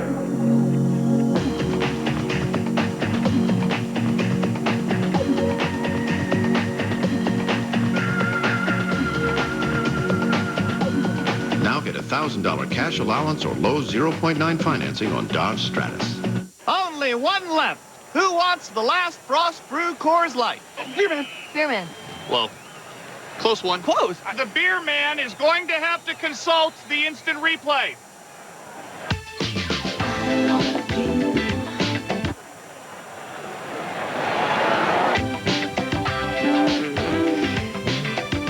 Upon further review, the lady gets the Coors Light. The beer man's fair. Look at her. But he ain't stupid. Look at me. Oh, well, everybody's heard about the bird. Bird, bird, bird. The bird's a winner. Well, a bird, bird, bird. Well, a bird is a winner. Well, a bird, bird, bird. The bird's a winner. Well, don't you know about the bird? Well, everybody knows that the bird is a winner. Well, a bird, bird. The bird is a winner. Well, oh, well, everybody's heard about the bird. Bird, bird, bird. The bird's a winner. Well, the bird. Coming up, our Southwest Airlines intermission report, the preview of the Pens and Devils game, Pittsburgh's dynamic duo, and the Mavs and Spurs highlights, all coming up. 8:42 of playing time here in the second period. Gary Thorne, Bill Clement, Brian England, our National Hockey Night crew on hand here in Denver for Game 2. Face off to the right over Roman Turek. 18 shots for the Blues, 12 for Colorado. Gusarov plays it around the near side. Foote will back up on Kachuk. Foote following Kachuk as he goes to the corner. Monty Reisner dumped it there. There's Foote and Kachuk. See the speed of Adam Foote. That's what Kachuk was talking about. Rolled in on Waugh. He just got a piece and got it out of there. Ryan Prett going back. Icing call with McGinnis on the top. Let's take a look at our business storyline here in Game 2 for the Pepsi Center in Denver.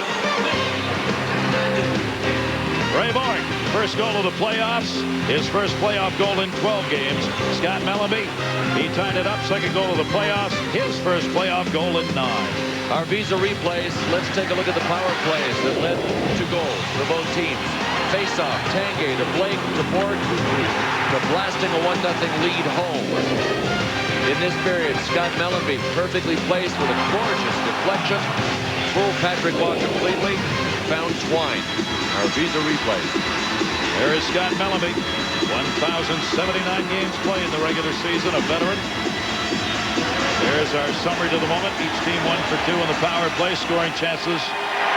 Just a 2 advantage for the Blues. But the Blues are generating scoring chances from in much closer than they did in the first period. A couple of backfired. Turgeon's pass didn't get there to Scott Young. They're closing in. That's what they got to do. Sustain some kind of attack that flow. McGinnis, and he missed it on the short side. That's where that offensive face-off win matters, and Kachuk got it, and he gets it back. His shot save made by Waugh again. The breeze over Kachuk. Kachuk pushed off the puck that time to Drury. Drury. Hayduk trying to stay onside, did. Bounce to the corner, though, and Young got it out. DeVries and Adam Foote. Marty Reisner running it up into the corner on the check. Good work on DeVries. Foote, near side Hayduk. Hayduk out to center. Intercepted Stillman. They're changing it up and goes right through the door. Bet you can't do that again. Open the door and the puck went in. Want to remind you, Wednesday, 7 o'clock, ESPN exclusive coverage, Game 3, Western Conference Finals, Colorado, St. Louis. As we go to St. Louis for that one, ESPN ABC, your home for all of the Stanley Cup playoff action.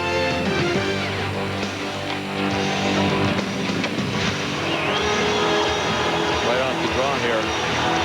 Keith Tkachuk with a big face-off win and a save by Patrick Waugh. Some good pictures, too. Our cameraman, Doug Rose, working that camera. Mom, Jean, at home. Jean, Doug just wanted you to know he's thinking of you. Back to Gusarov. Gusarov sends it in wide. Will rip that one around the far side, and Dingman got it. Dingman going to drop it in the middle. Reed partially deflected that. Came back to Dingman. Dingman dropped it off down low. Offside. Had a chance. Dingman racing in, had a step, but offside on it. Chris Dingman's lucky to be playing this game. Talk about having your bell rung. That's what happened to him in Game 1. Bing. He had a feud going. The feud was with Sean Hill. Watch this hit from Dingman to Hill. He hit Hill so hard, Hill's skate came up and cut him in the butt. Later in the game, it was just about lights out for Chris Dingman.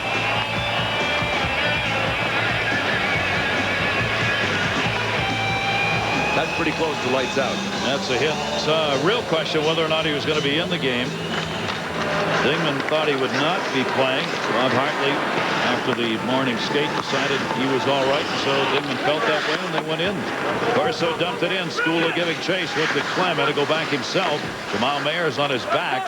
Clem picks it up. 7:10 to go here in the second period. Colorado got it out. Deflected off Dingman again. Reed couldn't hold it in. They're way offside here, so a free out. There's Hill and Dingman colliding again. That one sent in on Roman Turek, and they'll change it up. Skula on the long dump so they could get the line change here. Hesh pushed it out. Raymond Boyd reached, couldn't get it. Reaches in, shot. That one may have gone off the paddle and wide. What an effort by Mayers. Wow, I had to reach out for that one as Jamal Mayers got around Ray Bork. Up against the boards loose. Blake was able to dig it back. Blake and Bork on D. Near side for Messier. Messier will send it in. On the far side, bounced off the wall to Yell. Yell behind the net. Messier moved in, put the hit on. Centering pass, Podine deflected wide. Good chance. Yell in the corner. Messier deflected in front. Here's Turgeon. Podine still has it there. McGinnis came away with a loose puck. Blues trying to clear. We'll have to do it again. Hesh able to move it out. Hesh pickpocketed from behind by Messier. Over to Blake. Colorado changing. Blake going to find somebody. Turgeon, that hit him. Turgeon down. Gets back up. He's all right. And a penalty coming. Drake upset. Heads to the sin bin.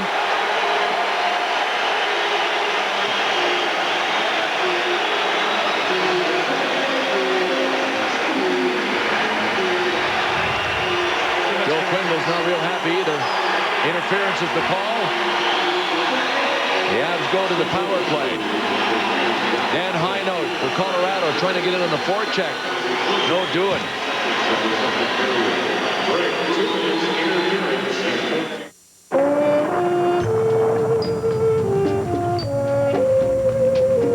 Always prepared.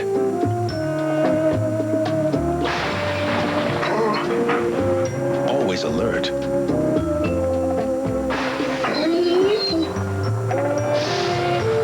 Always on guard. Always ready. Always there. ADT. Trusted by more families than any other security company in America. No one has more advanced monitoring technology or better trained people to help keep you safe from burglary, fire, flood, carbon monoxide, and more. Call now to get ADT installed for as little as $99 and get a free mobile 911 phone to help protect you wherever you go. Always there. Looking into the bear's eyes, Tom fired. The bear didn't flinch. Welcome to Outdoor Life magazine, where for over 100 years, sportsmen have pursued the big ones, the tough ones, and the sheer enjoyment of the outdoors. Call now and get a full year of Outdoor Life for just 84 cents an issue, plus 2 bonus issues and a free gift. This good-looking mossy oak rain jacket. It's yours free. Call now and see what kind of excitement is waiting for you in Outdoor Life. The Sportsman's Authority. Dallas Drake in the sin bin. Not particularly happy with our camera in the penalty box. Well, I'll tell you what, I'll guarantee you we got more cameras than he's got towels. And here's one right here. And he can't reach them. Constitution does not apply in NHL playoff games. There is no right of privacy. It's one back to Drake. Power play. This is going to be the third of the game for Colorado. 1-1. They've scored a power play goal, and Blake will have to come back to get it. Ray Bourque, 13:22 of the first, gave Colorado the lead. Mellenby at 8:27 on a power play in the second. Tied this game up. 1:40 to go in the advantage. Bourque sends it in. Tip back. Raymond Bourque. Blake on the near side. He'll leave it for Sakic. Near side intended for Blake, who is cutting. Blocked by Stillman, but not out. Back for Bourque. It never got there. Down on the ice. Blake able to hold it in. Roman Turek. Turek left it for Pronger. Pronger gets it up to Stillman, and Stillman out to Eastwood. Eastwood on the short-handed unit, taken away by Bourque. Bourque looking. Both teams changing. New power play out. Blake stays. Blake. Reinprecht in the corner. Reinprecht takes the hit. Drury the puck. Out in front. Reinprecht looking to the point. Little room.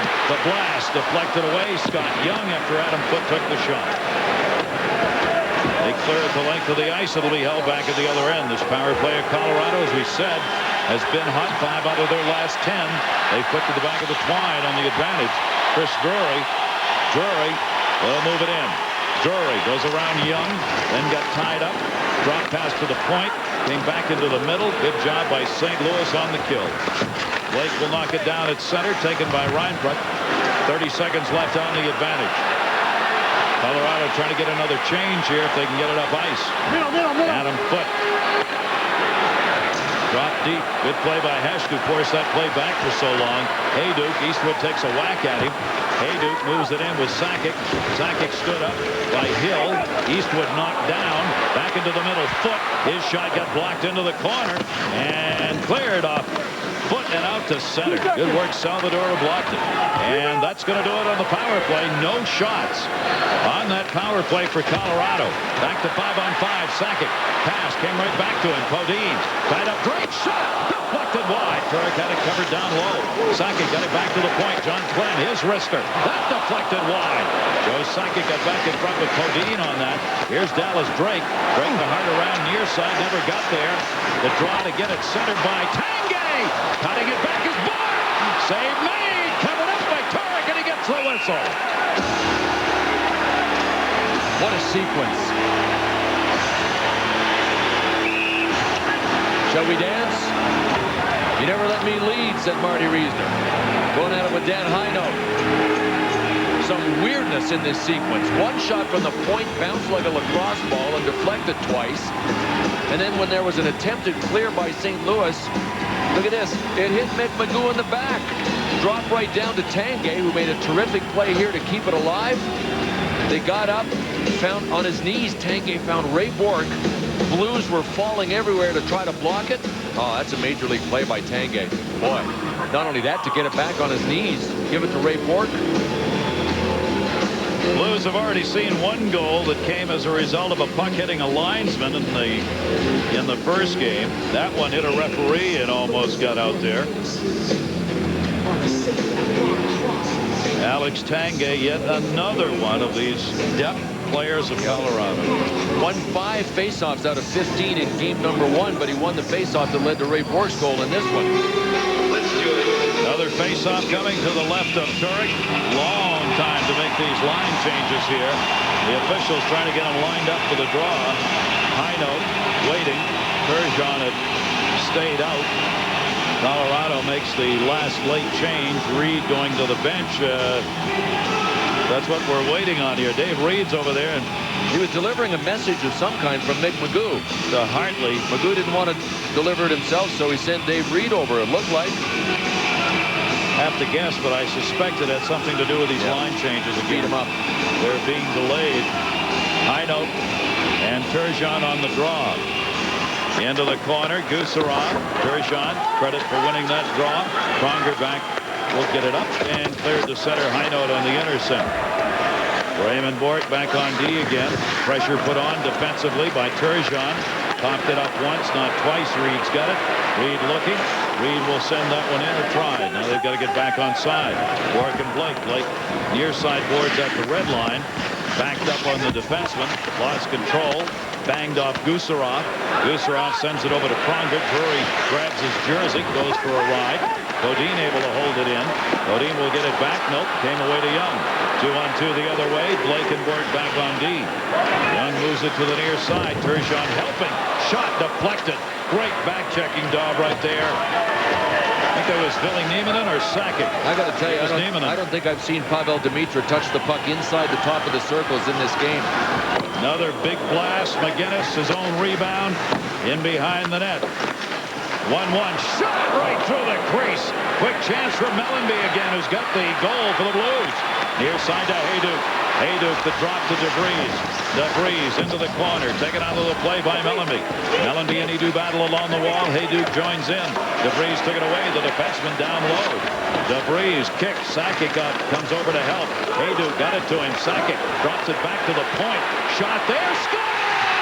Adam Foote!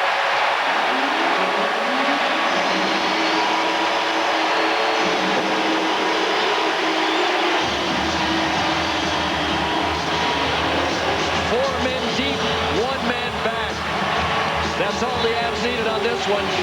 Adam Foote with a good shot. It was at least screened, possibly deflected, but Joe Sakic picked it out of a crowd, got it back to Adam Foote. Greg DeVries was in deep, helping this thing happen, and it went off a St. Louis Blues defender standing there trying to block it.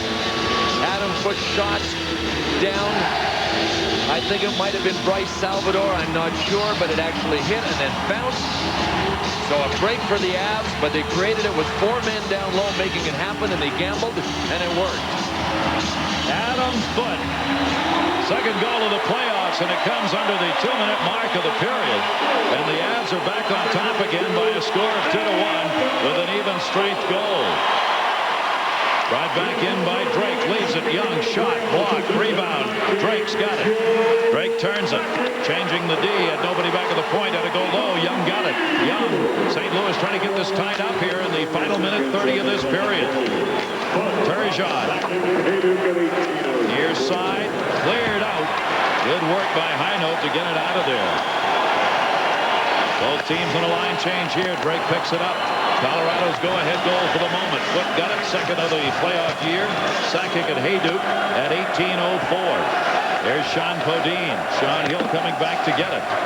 Blocked at center. They've got to get back on side. Podine just left the puck there along the blue line. Drake got it, had it blocked. Drake got it back in. Young got knocked down. A minute left to go in the period. Drake sends it back for Marty Reisner. Reisner center, didn't get it out. Young a wraparound chance. Shot. A little too high, deflected up and over. There was Demitra. That was Demitra, and a penalty coming. A high sticking call on Colorado.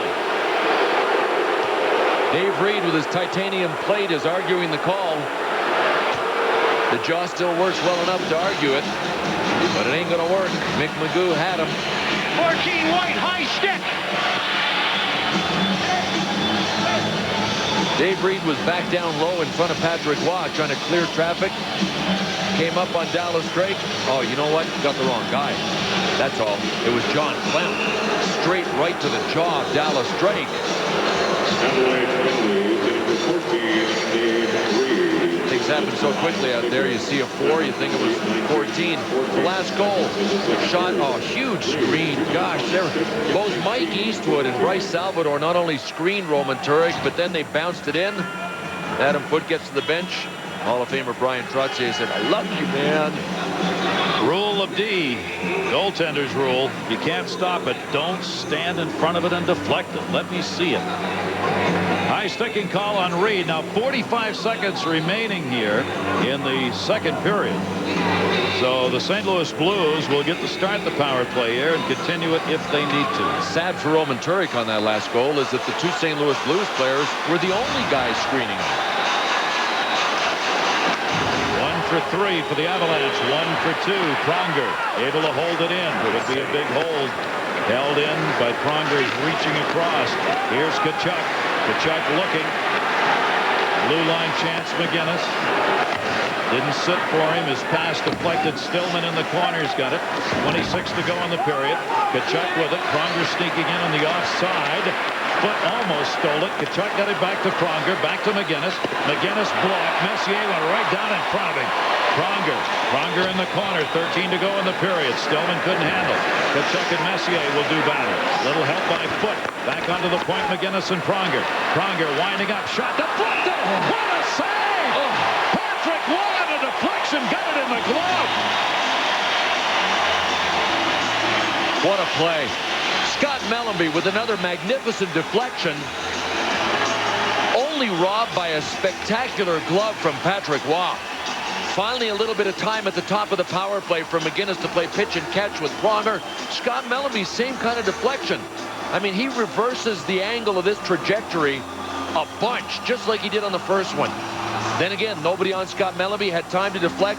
Patrick Waugh just wanted to let the ref and the rest of the world know that he got this one.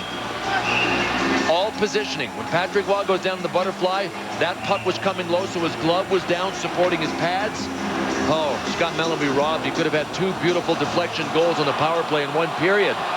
2.5 seconds left to go in the period. Minute 17 to go on the Blues power play. 20 to 15 the shots in favor of the St. Louis Blues. Turgeon out. They get set up here for the draw with McGinnis back at the point.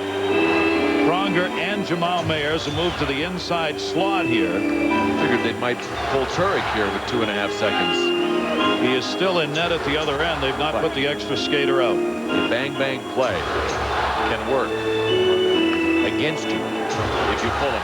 2.5 seconds is enough time for a team to score. But you can see by the alignment, there's nobody in a shooting position for Colorado here. They got to think deep first. Got it back. McGinnis a chance, and it went wide, and that's going to do it in the period. 18:04. Foot. The go-ahead goal from Sakic and Hayduk. Bork has the other for the Avs. Mellanby has picked the lone goal up for the Blues. So the Blues generate a scoring chance, even with Roman Turek still in. They had a close call against Dallas when they pulled their goalie at the end of a period. Perhaps Joel Quenneville was remembering back to that moment.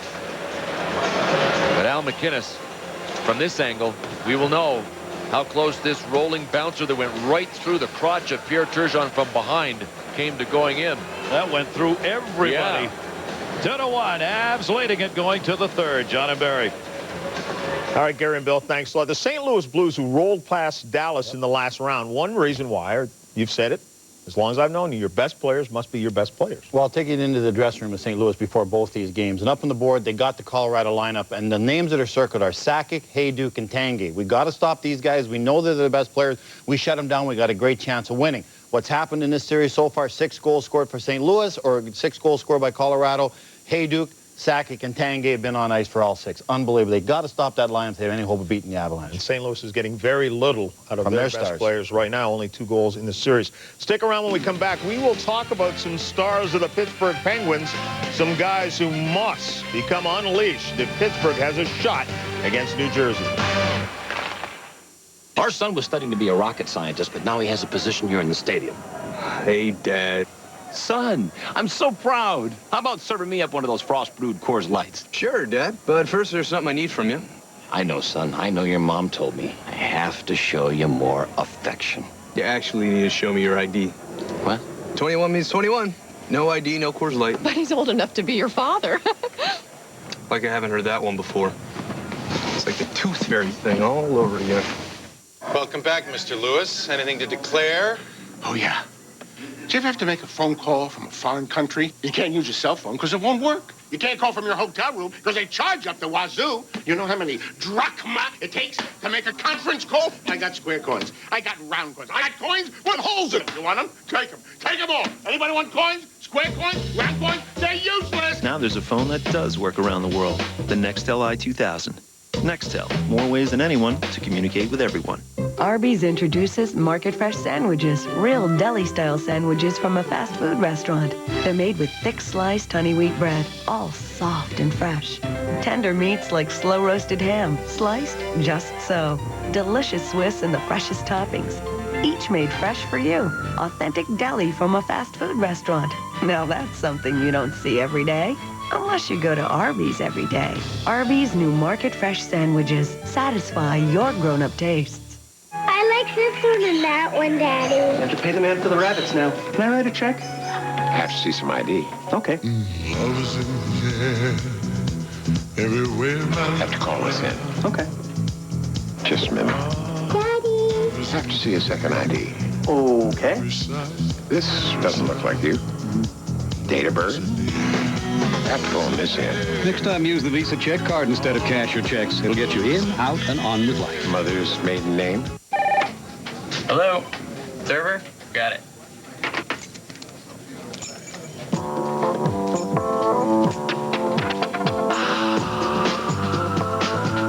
Total participation. And this means everyone, all working to make sure you get the absolute best experience possible. Mr. Thurber, you're all set. 5-star. So demanding, only our best retailers make the cut. It's better. We'll prove it. Only where you see these signs. Tonight's intermission report is presented by Southwest Airlines, official airline of the NHL and NHLPA. 30 years, one mission, low fare. And welcome back. John Saunders and Barry Melrose. 2-1 right now. Colorado looking to take a 2-0 lead, as tomorrow New Jersey will against Pittsburgh. If I am in the Pittsburgh Penguins organization and I pick up the stats, and 3 times this playoffs I see Mario Lemieux has no shots, I'm confused. What would you do if you were coaching him? 3 out of the last 4 games he hasn't had a shot. So I think something has to be done. Number one, Jágr and Lemieux are 2 of the greatest offensive players in the world. Now, saying that, somehow Ivan Hlinka must spread these 2 guys out so that you can get some balanced scoring. Here's what I do if I coach Pittsburgh. I keep the Lang, Straka, Kovalev line together, because this has been the best line in the playoffs and the best line all year long. What I do then, I put Lemieux with Hrdina and Stevens. Stevens is big and physical. He can protect Mario Lemieux out there a little bit if Holik wants to run up against Mario Lemieux. Holik is going to play against Lemieux every shift. And on the 3rd line, what I would do, I would put Jágr with Baranek and, say, Morozov, 2 more offensive players. So that way, you got Holik against Lemieux. You might have to sort of just give up Lemieux's offense in order to take Holik out of the game, and that still gives you 2 offensive lines. If Jágr starts scoring, maybe they'll put Holik against Jágr, but that still gives you a Lemieux then that's open to score some goals, and it still gives you the Lang, Straka, Kovalev line that has been so great. You got to spread these 2 superstars out because they ain't working right now. Holik is shutting them both down. Spread them out. Try and get some goals from different guys. That's what I do if I'm coaching Pittsburgh, and then I would learn Czechoslovakian. Yeah, I was going to say, does that mean Ivan Hlinka is now? No, I think even with my brilliance, I'll be back here next year with you. You never lose. But no, anyway, not for 8 years. More on the series. Let's join Steve Levy and Darren Pang. Thanks, guys. An off day in our series. Always an on day here in Manhattan at the ESPN zone. And that's where we come to you this evening. For the Pittsburgh Penguins, so much focus on Mario Lemieux and Jaromir Jágr. The 2 superstars combined for 1 shot in the Game 1 loss. And then there's Marty Straka, who had a ton of opportunities and a goal. Yeah, a big part of the second line for the Pittsburgh Penguins all year long. And when you look at a team that might be fatigued or individuals, I think you look for the smaller guys, the guys with the energy, the guy with the legs. Marty Straka scored the first goal of the game on the power play, a howitzer of a shot. He had a great chance in the same first period when he went around Brian Rafalski, and Marty Brodeur stopped him. In the second period, though, in a 1-1 game, he had a chance to shoot it on Marty Brodeur. He decided to pass it to Robert Lang. They cannot squander those golden opportunities. When you think of New Jersey and their offense, the majority of it comes from their big line of Jason Arnott, Patrick Elias, and Peter Sikora. They've combined for 8 of the last 14 Devil playoff goals. But because they're so gifted offensively, their fine defensive play is lost, especially the guy in the middle. Yeah, Jason Arnott went head-to-head with Robert Lang's line. Of course, Jágr was on the right side in game number 1. Defensively, he's got to be in his own zone, helping out the defenseman. Offensively, Jason Arnott's got to be in the offensive zone, distributing the puck to his talented wingers. A lot of responsibility. When you think third lines in the NHL, you don't think of explosive or gifted offensively. The Devils are. They are. They've got a wild card line there, obviously, with Gomez and, of course, on the right side, Alexander McGillney, one-time 76-goal scorer in the NHL. They went head-to-head with Milan Kraft's line, and that's why Larry Robinson is expecting plenty of offense from those gifted players. Maybe the most amazing number for Pittsburgh so far in the playoffs, when they score a power play goal, they're 3-5. Yet, in the postseason, without a power play goal, They're 5-1. Back to the studio. John and Barry. All right, Steve, thanks a lot. Bottom line is, Barry, Pittsburgh could get it done in the earlier rounds. Playing the way they've played, they've got to change it up. They got to change it up and get some offense against some other lines. You're not going to beat Bobby Halik. He's made a living out of shutting Stars down. The Devils looking to take a 2-0 lead. We will have game 2 tomorrow from New Jersey, 7 o'clock Eastern time. Meanwhile, the St. Louis Blues are 20 minutes away from being down 2-0.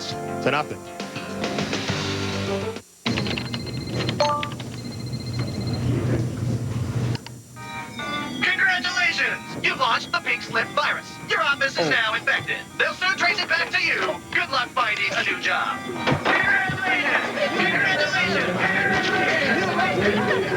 Want to get away? Now you can. Fly Southwest Airlines for just $39 to $99 when you purchase by May 24th. You are now free to move about the country.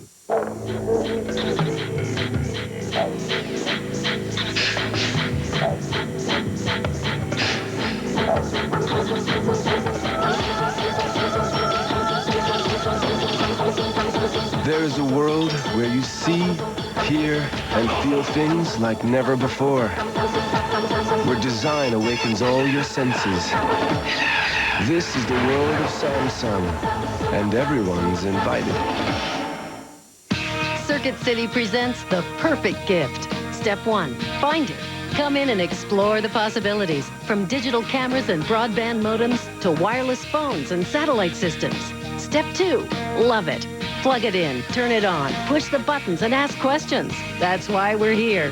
Step 3, give it. Share the moment, make their day, and remember the smiles. For gifts that are unexpected and on the mark, Circuit City. Find it, love it, give it.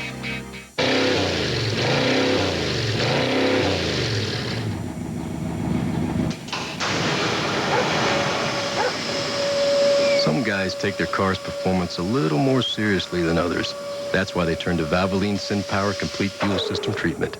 Unlike some fuel additives, SynPower cleans beyond the fuel injectors all the way through the combustion chamber. Valvoline SynPower, synthetic oils, additives, and cleaners. The robust body, rich golden color, and crisp Rocky Mountain taste, without all the alcohol. It's the taste that keeps designated drivers on their game. That's Coors non-alcoholic. This guy's been busting me up all night. So why should I get out of the corner? Because I'd gladly take another 3 minutes of pain for a shot at a title. Wouldn't you? Tuesday night fights on ESPN2. Ready to go.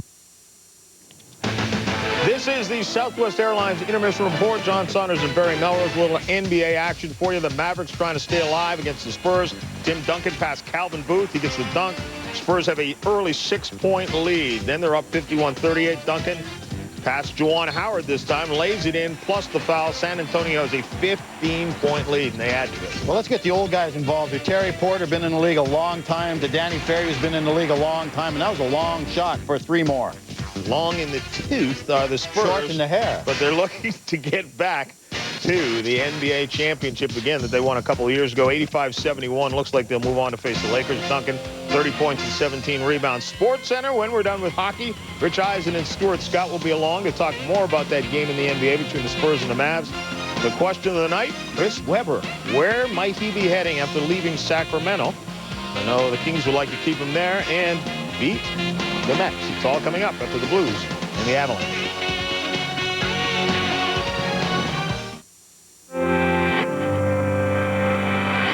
The Germans are known for their meticulous approach to engineering, for their uncompromising attitude about performance. So why is it that the winner of a coveted German new car award is a German?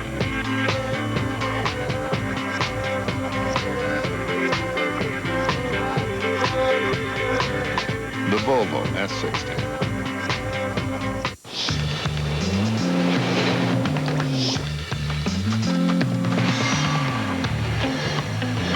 Faster, more reliable, more profitable. With Nortel networks, the internet can be whatever you need it to be. No matter who you are or where you are. So tell us, Come together what do you want the internet to be? right now over me. If I were old King Kong, that'd be about the first vehicle I'd bit into. How can a man chauffeur all that man juice and not cave to the temptation to drink it?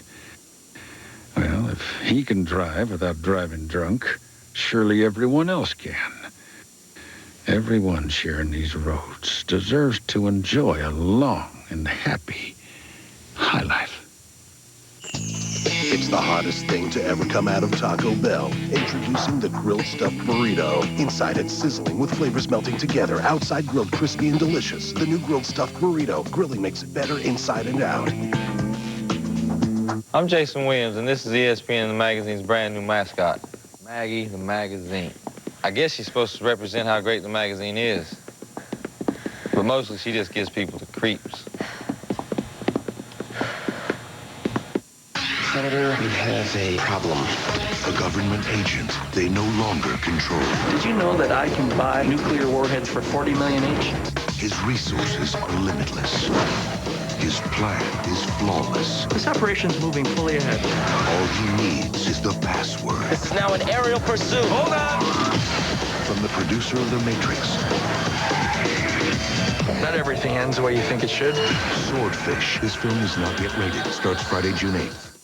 The Stanley Cup playoffs. Defined by sweat and determination. Expect to see a different Penguin Club series tonight. The hardest earned trophy in sports. The Stanley Cup. Live on ESPN. Tuesday. In some circles, the old debate still rages. Use a mechanical grass seed spreader or sow by hand. How about the method that leaves one hand free? Advantage High Life.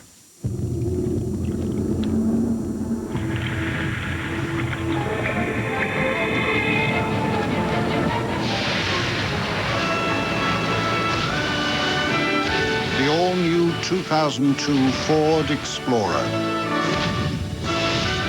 Smoother, roomier, and more powerful. Even nature is singing its praises. Look what's going on at Fridays. New Pepper Jack smothered entrees. Only $8.99 for chicken, $9.99 for steak. Oh yeah, get ready to melt. When he announced that he was coming back from retirement, Go Penguins! It means a lot to have him back. My first thought was, thank God. Pure joy. Everybody felt it. This goes beyond sports. This is culture. it's the best thing to happen to Pittsburgh since the inaccurate reception. A lot of people thought I was too old to come back. I just needed some time to clear my head and my acne. Play the Powerade ESPN Sports Center Under the Cap game. 1 in 6 wins instantly. There's no place like home. There's no place like home. There's no place like home. No place like home. For over 60 years, Owens Corning has been advancing the science of insulation, roofing, sound control, even home theaters. And everything we've learned, we've put into one very special place, your home. Owens Corning. We know homes. 6 pair men's cotton tube socks. 1/2 dozen eggs. 1 Miller High Life 6-pack. If you're new to the shopping chores, remember, good things come in 6s. Sunday, 1 boxer, 10 fights, 24 hours. It's the con of the century. James Woods in a real classic. Digstown. Sunday at 9 Eastern, only on ESPN Classic. To get real, call 1-800-CLASSIC today.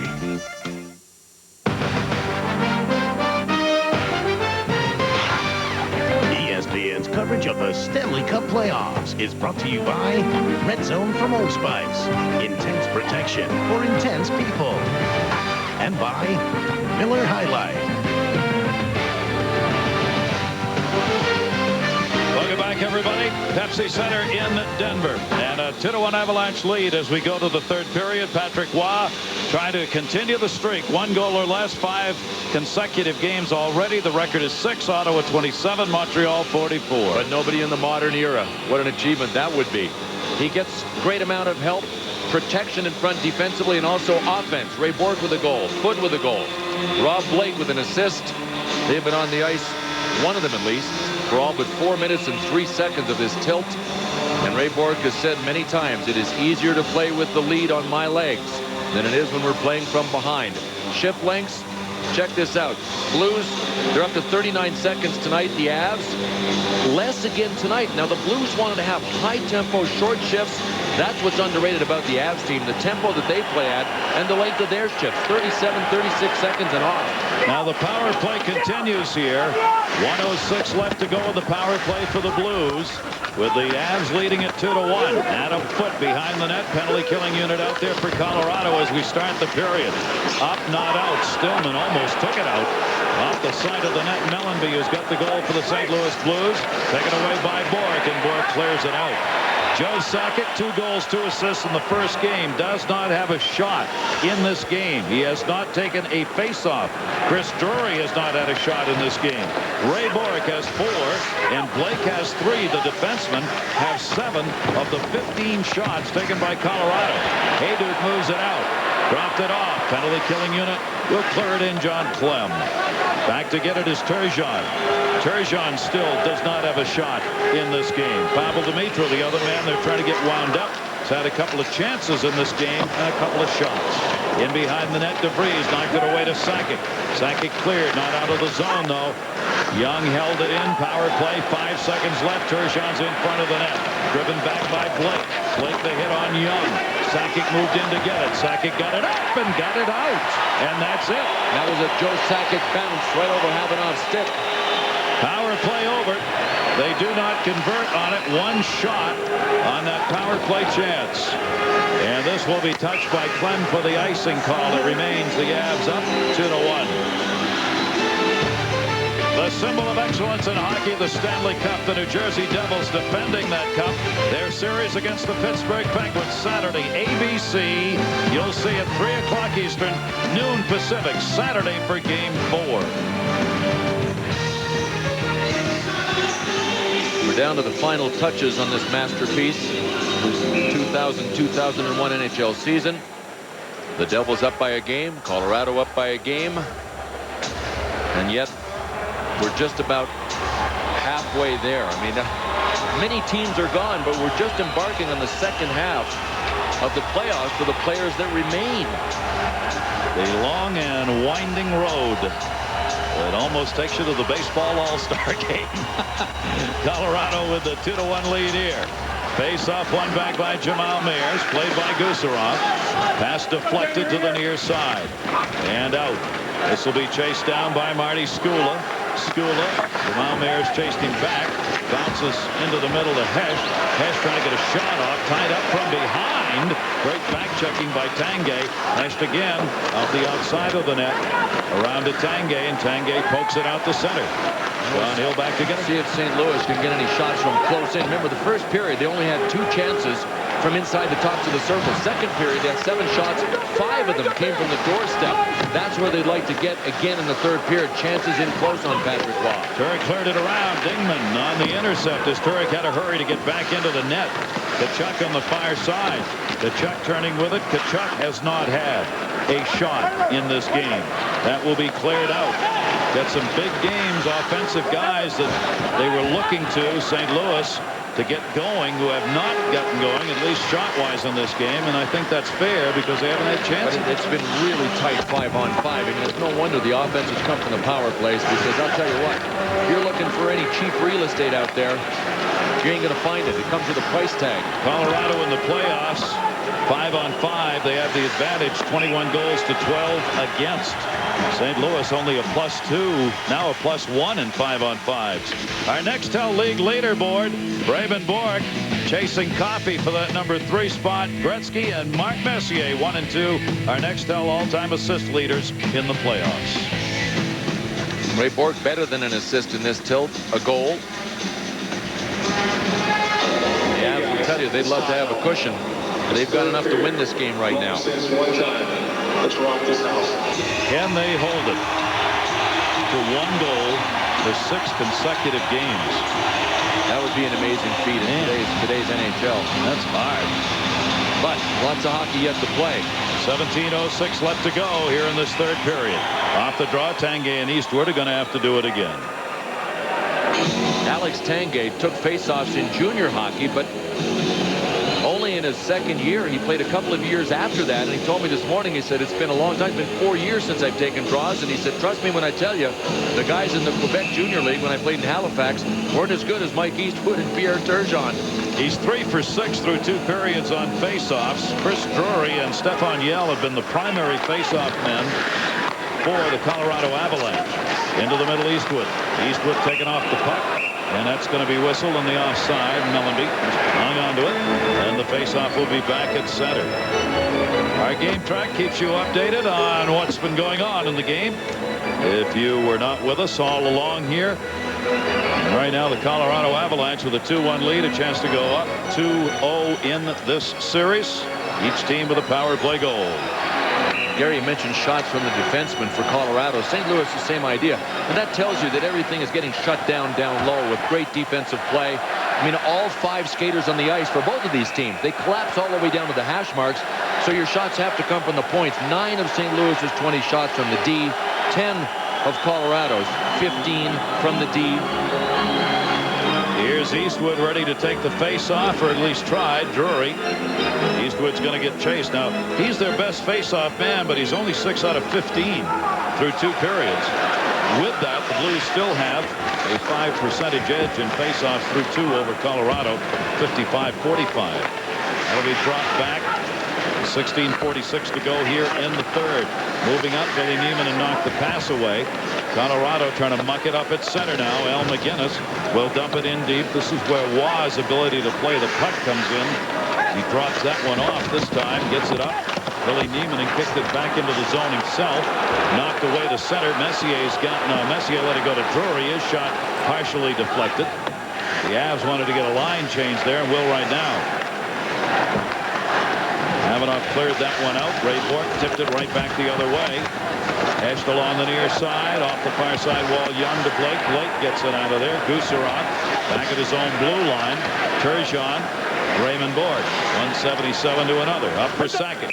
Sakic near side, and it goes up and over the glass. No wonder John Clem's trying to catch his breath. Kind of come back to his senses. Boy, did he get cracked by Scott Mellenby. I don't know if it's his head or his shoulder. Watch this. Going to leave a mark. That one. Scott Mellenby big on the forecheck. Clem went right to the bench. What another great game for Scott Mellenby. One of 4 players on this Blues team that would have been on vacation on the 8th of April if not for being rescued by the Blues at the trading deadline. Keith Tkachuk is another one. Corey Stillman, Calgary, one. Alexei Goussarov, Rangers, the other one. 4 guys that would have been well into their golf games by now. Outside the Avs zone on the face-off. Won by Corso. Shot advantage. Speed going to the Blues, but not the lead yet. Taken back in around the net. Adam Foote played another very strong game. Foote has been out there on all of Tkachuk's even strike assignments through 2 periods. Bourque has been out there against Turgeon, primary defensive matchups. Reed drove it deep, backed up Jamal Mayers, got it into the middle of Drake. Drake moving it in. Drake over to Mayers. He's open. A chance. Wow, the save. High note. Trying to kick it around the far side. Drake will get it back to Jamal Mayers. Looking. Corso set up. Corso comes over to help as Blake took his man down. The pass blocked. Here's Drake with it. They've got nobody in front for the moment. Everybody doing battle along the wall here. Dingman tied up, protected the puck, cleared it near side. St. Louis had everyone on the other side of the ice. Shot in by Hill, saved by Waugh. Both teams changing. Bodine with it. John Bodine comes around the near side boards. Jammed at and just driven out of there hard. Messier got it out. Bowman Turek had to play it. Colorado leading it 2-1. Messier had it, lost it. Here's Scott Young. Young moves it in. Another long shot, and again Waugh will hang on. Well, Peter Forsberg, as everybody knows, is not in the lineup for Colorado, and they may have lost another center. Stefan Yell only played a few minutes in the second period. The Avs are reporting bruised shoulder and may return. They hope he returns because Peter Forsberg's presence is not here. You get a full game from Peter Forsberg. He's a battler. He's a finesse player. He is fearless. He's a great passer. And oh yeah, by the way, you need a big goal. He can get that done for you too. Big loss for the Avs are moving forward and playing really solid defensively. But I don't know if they lose Stefan Yell too. That really is going to be a test of depth if he can't come back. Dig down a little harder. Joe Sakic, who's taken no draws, is taking this one. Has to. Stefan Yell gone. I mean, and he won. Yep. Won the draw. Sakic, first face-off of this series. That'll be cleared up by Salvador back to get it. Jammed it around. Sakic helps to hold it into Hayduk. Hayduk intended for Sakic. Intercepted. Blues back. McGinnis into the middle. Had that one blocked. Near side Eastwood. Happy to hear Peter Forsberg's back home. Got out of the hospital. Centered on Waugh. Side of the net. Foot. Tied it up. Eastwood trying to dig it out. Foot. Mellenby all there. Poked away. Hayduk's got it. And Hayduk will clear it out. Chipped away. They get back on side. Intended for Eastwood. Got blocked again. And again. And Skula clears it up. Both teams changing. That one by Skula and into the zone. Foot over to get a touch. That's an icing call. Peter Forsberg, we're told, out of the hospital, back home. Do some recuperating there. Always a little more comfortable. We hope it's a short and easy recovery for you, fella. Going a full 12 rounds is all about stamina. That's why I like High Endurance from Old Spice. No deodorant protects better. And it lasts longer because it evaporates more slowly. High Endurance lasts longer than I do. But I'm working on that. This man may not bowl many strikes. But don't you think he's not still at the top of his game? His scores are not reflected in his average. His scores cannot be measured with hash marks and X's. Even between frames, he keeps his roller going. Here's to you, you old polecat. You keep on living the high life. It's the hottest thing to ever come out of Taco Bell. Introducing the grilled stuffed burrito. Inside it's sizzling with flavors melting together. Outside grilled crispy and delicious. The new grilled stuffed burrito. Grilling makes it better inside and out.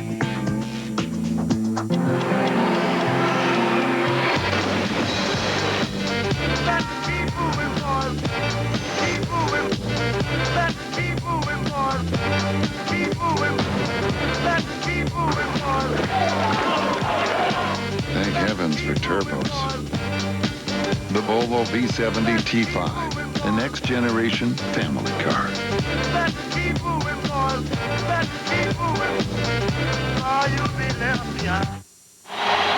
The Avs 6-0 when they have a lead going to the third, trying to protect the one-goal lead here. Joe Sakic pressed back into face-off action because Stefan Yell is not here on the season. Joe Sakic had hundreds more face-offs than any other player. He won this by going under Mike Eastwood and then blocking Eastwood out. Joe Sakic, no face-offs in Game 6 against Los Angeles, 2 in Game 7, none in Game 1 of this series, and his first one tonight. See how close they are tonight. Drury on this face-off trying to dig it out from the pile against Tkachuk. And Tkachuk able to move it out. Back come the Blues. Young in. Pronger cutting to the net. Pronger looked like a forward. There he is trying to knock that down. There's nobody back at his point. So it goes back. Colorado's not had a shot now in the last 8+. That's going to be whistled in the delayed offside. 13:31 to go, third period. A reminder, we'll stay with this series for you Wednesday, 7 o'clock, ESPN, exclusive coverage. Game 3, St. Louis, the site, ABC, ESPN. ESPN and ABC. You're home for the Stanley Cup playoffs. Ours, too. Yes.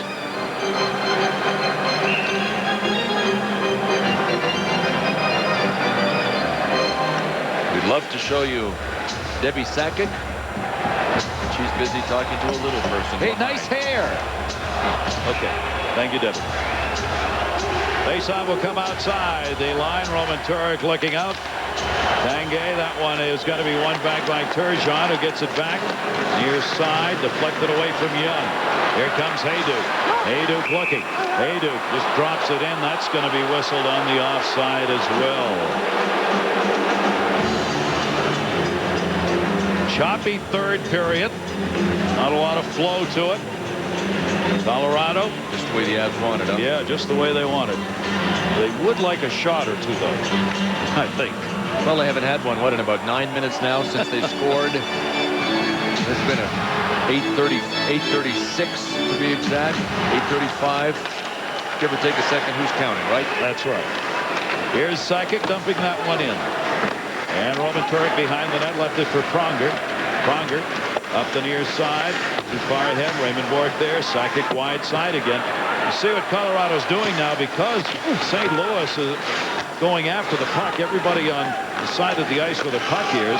Colorado just dumps it off the wide side, and they're finding a lot of room. Turgeon held it in behind the net board. Laid it off the back of the net. Turgeon will intercept. Shot partially deflected. Tanguay a little behind the back to Sakic. Sakic got it up ice. Tanguay's open. Shot went high and wide. Down went Blake, who got the chance.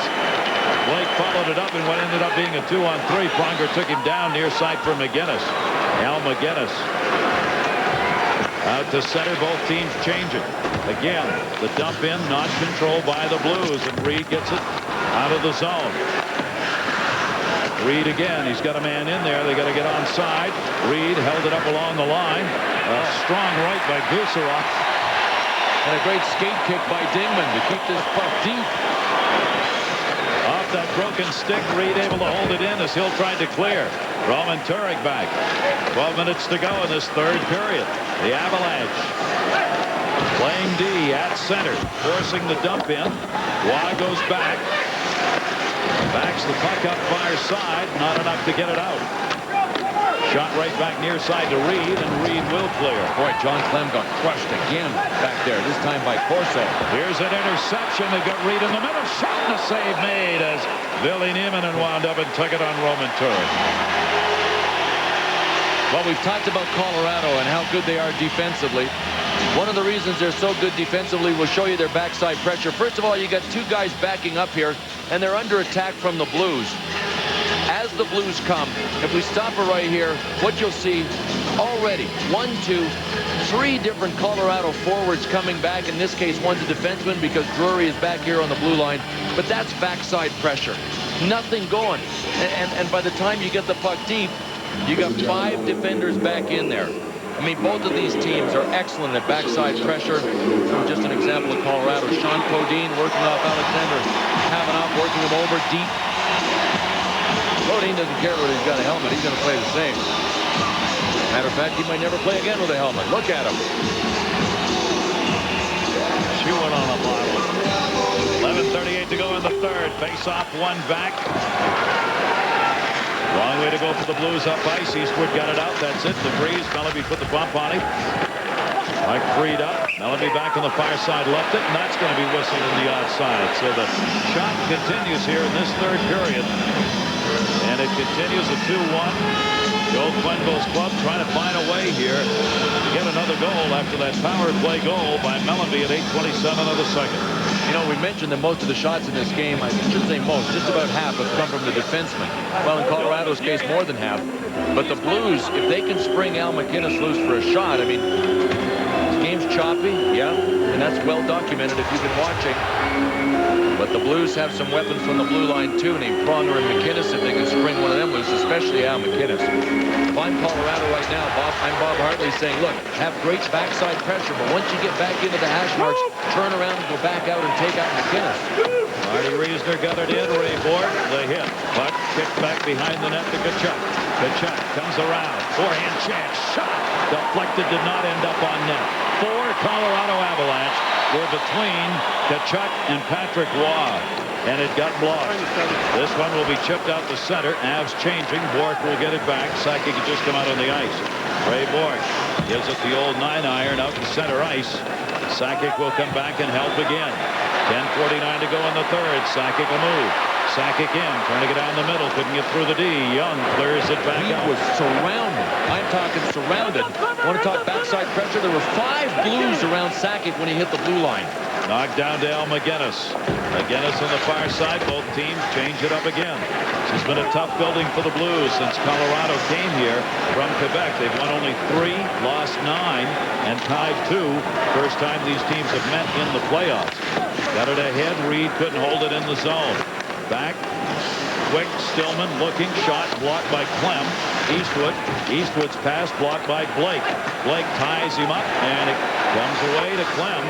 Cleared it out of the zone. Pronger back. Dingman moving on him. Pronger with the Blues changing it up again, keeping these shifts very short here in the Mile High City. In with it. Ivanov shot blocked straight up in the air. DeVries blocked it. DeVries cleared it out. Pronger regains. Colorado trying to change here. Good work, Hayduke, forcing Pronger back so Colorado could complete that line change. Still just 1 shot in this period for the Avs with 9:37 to go. Turgeon down the middle and another offside. Dimitra going. He's going to change the call. 2-1. Colorado leads it.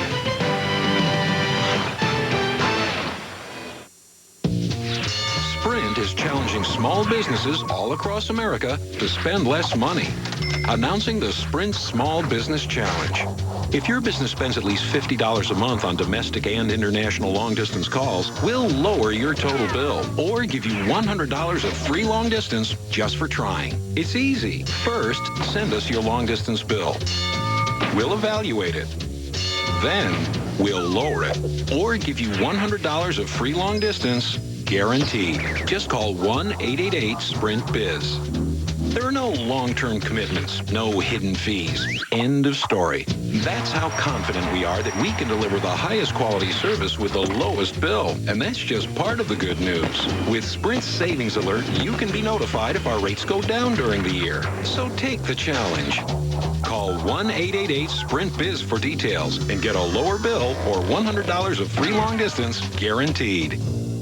Discover the amazing training secrets of America's finest baseball school in an exciting instructional video.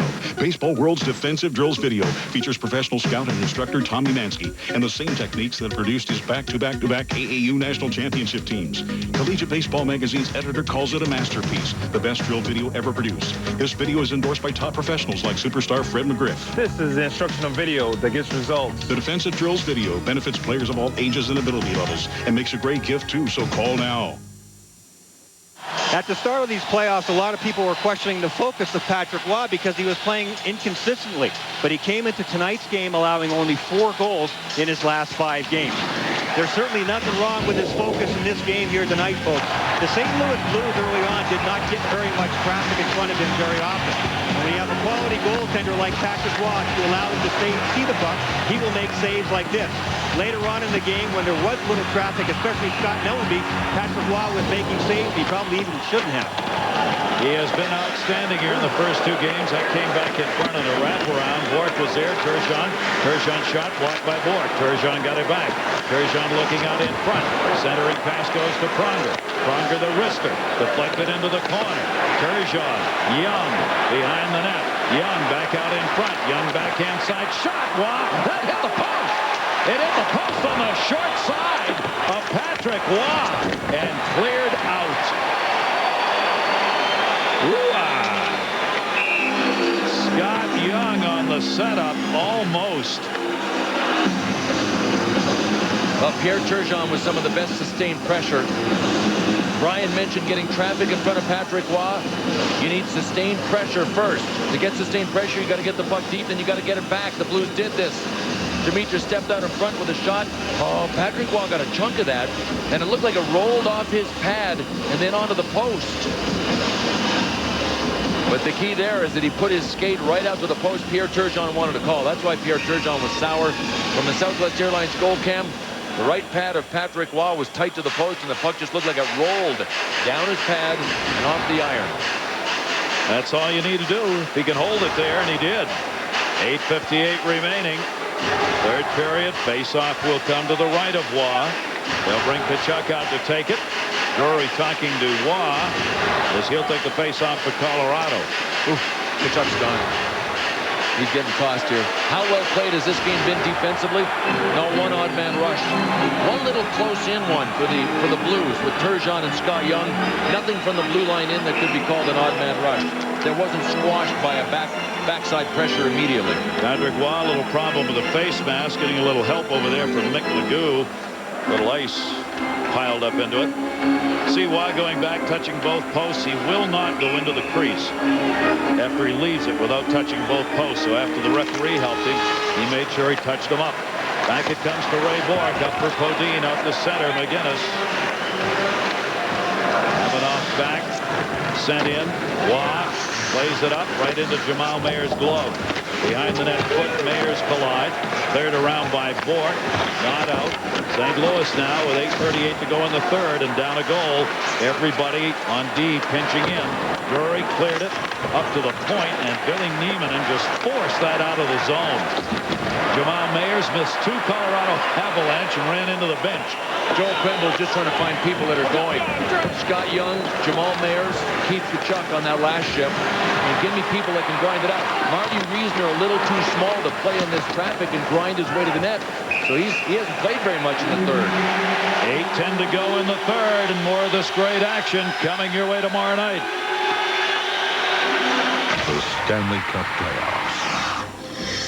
Defined by sweat and determination. Expect to see a different Penguin Club series tonight. The hardest earned trophy in sports. The Stanley Cup. Live on ESPN. Tuesday. Great action.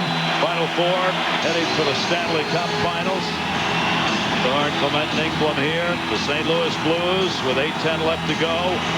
Now trying to find somebody with a touch. They know how big the hole will be that they will find themselves in if they don't go home with a split here. Plenty of time left for him to do that. Played around to Pronger. Eastwood out there. Mellenby has had the goal and a couple of other chances on this line. Blake comes back to get it. Blake off the dasher. Block. Stillman got it. Blake got it back. Here's Pronger. He's open. His shot saved by Waugh. Flash the left pad on that one. Back into the corner. Eastwood. Reed collides with him. Still dug out by Eastwood. Battling. Keep the feet moving. Mellenby behind the net. Reed left it there. Stillman killed the defenseman, centered off the stick of Patrick Waugh to Heino. Mellenby swung, and all he got was air. In they come, 3-on-3, centered. Behind the net, Dingman could not get to it. Dingman a collision. DeVries steps up. Stillman backed it up. Sakic got it. Sakic's chance. That got blocked by Stillman. Off the near side, that was Hayduk making a run at it.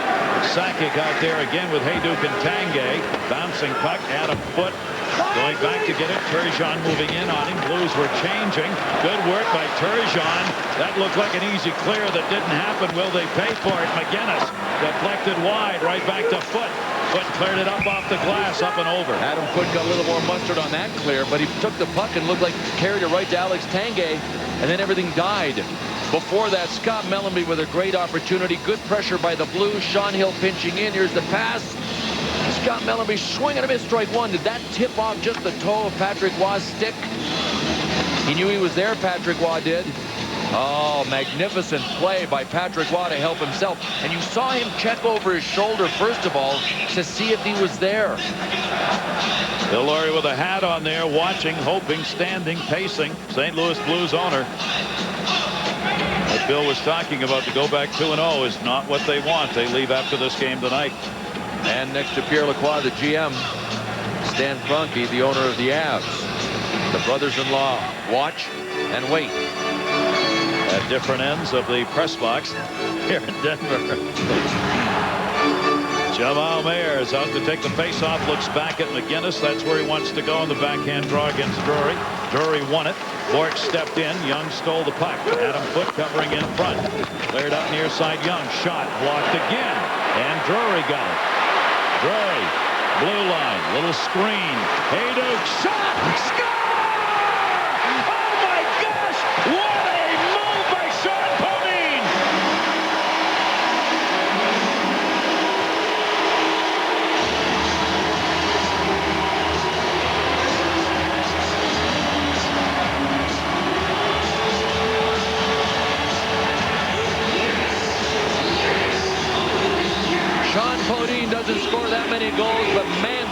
have a knack for scoring biggies at important times. I don't know how his shot found daylight by Roman Turek, but it did. Chris Drury made the play. Super move at the blue line to pull it to the forehand, get it to Bodine. Bodine, oh, there's no way. Roman Turek didn't even come close to having the post sealed off. When he went down, his pads were in the middle of the net and his arm was on the outside. Bodine did a great job of fending off a stick, too, with his left skate as he was cutting. The Colorado Avalanche have a 3-1 lead with 6:25 to go. They kept playing D, playing D, playing D. Then took advantage of one little piece of daylight. Pronger coming back to get it. 3-1. Avs on top. That'll be chased back for a touch-up. The goal picked up at 13:21. Bodine's first of the series. Drury and Raybort have the assist. Sports Center's coming up. Highlights. Spurs Mavs breakdown. Can the Lakers ever lose again? And the Mets in trouble. Coming up. Sports Center following the game. Raymond Bourque now has a goal and an assist. And Raymond Bourque chasing Paul Coffey. And the all-time playoff lead in assists has caught him with that one. Sean Bodine with a little bit of breathing room. Chris Drury made a super play here at the blue line. Wow, what a move. Watch Bodine's left skate here. Bryce Salvador went down. He just kicked his stick away. Second goal of the playoffs for Bodine. Second goal of the playoffs for Adam Foote. First goal of the playoffs for Ray Bourque. How do you get it done? You just ask other people to step up when it's time. Here's Blake on the far side. Cleared it ahead. That'll go up onto the bench. 5:53 remaining to go. How many shots for Colorado in this period now? Up to three. 3 shots in this period for the Avs. They have scored the goal. And here in the Western Conference Finals, Sean Bodine celebrates a 3-1 lead. Every Saturday, it's Saturday Night NHL from 9 to 11 on ESPN Classic.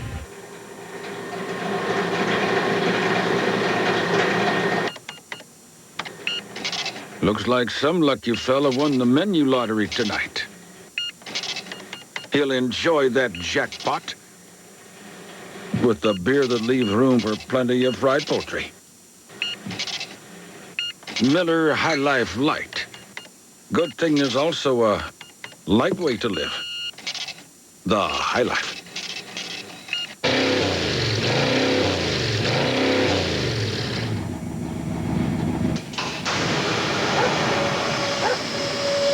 Some guys take their car's performance a little more seriously than others. That's why they turn to Valvoline SynPower Complete Fuel System Treatment. Unlike some fuel additives, SynPower cleans beyond the fuel injectors all the way through the combustion chamber. Valvoline SynPower. Synthetic oils, additives, and cleaners.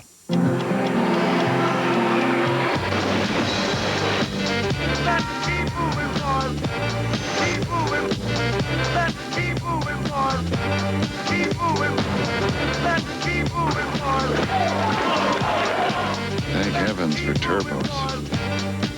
The Volvo V70 T5, the next generation family car.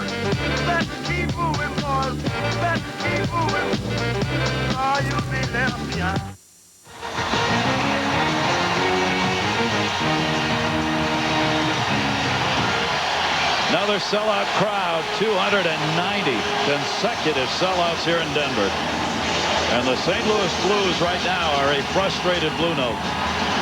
You know, they've come with a much better effort than Game 1. I think this is close to top effort. I'm not sure they didn't underestimate Colorado's ability to just torque it down and shut things to a close.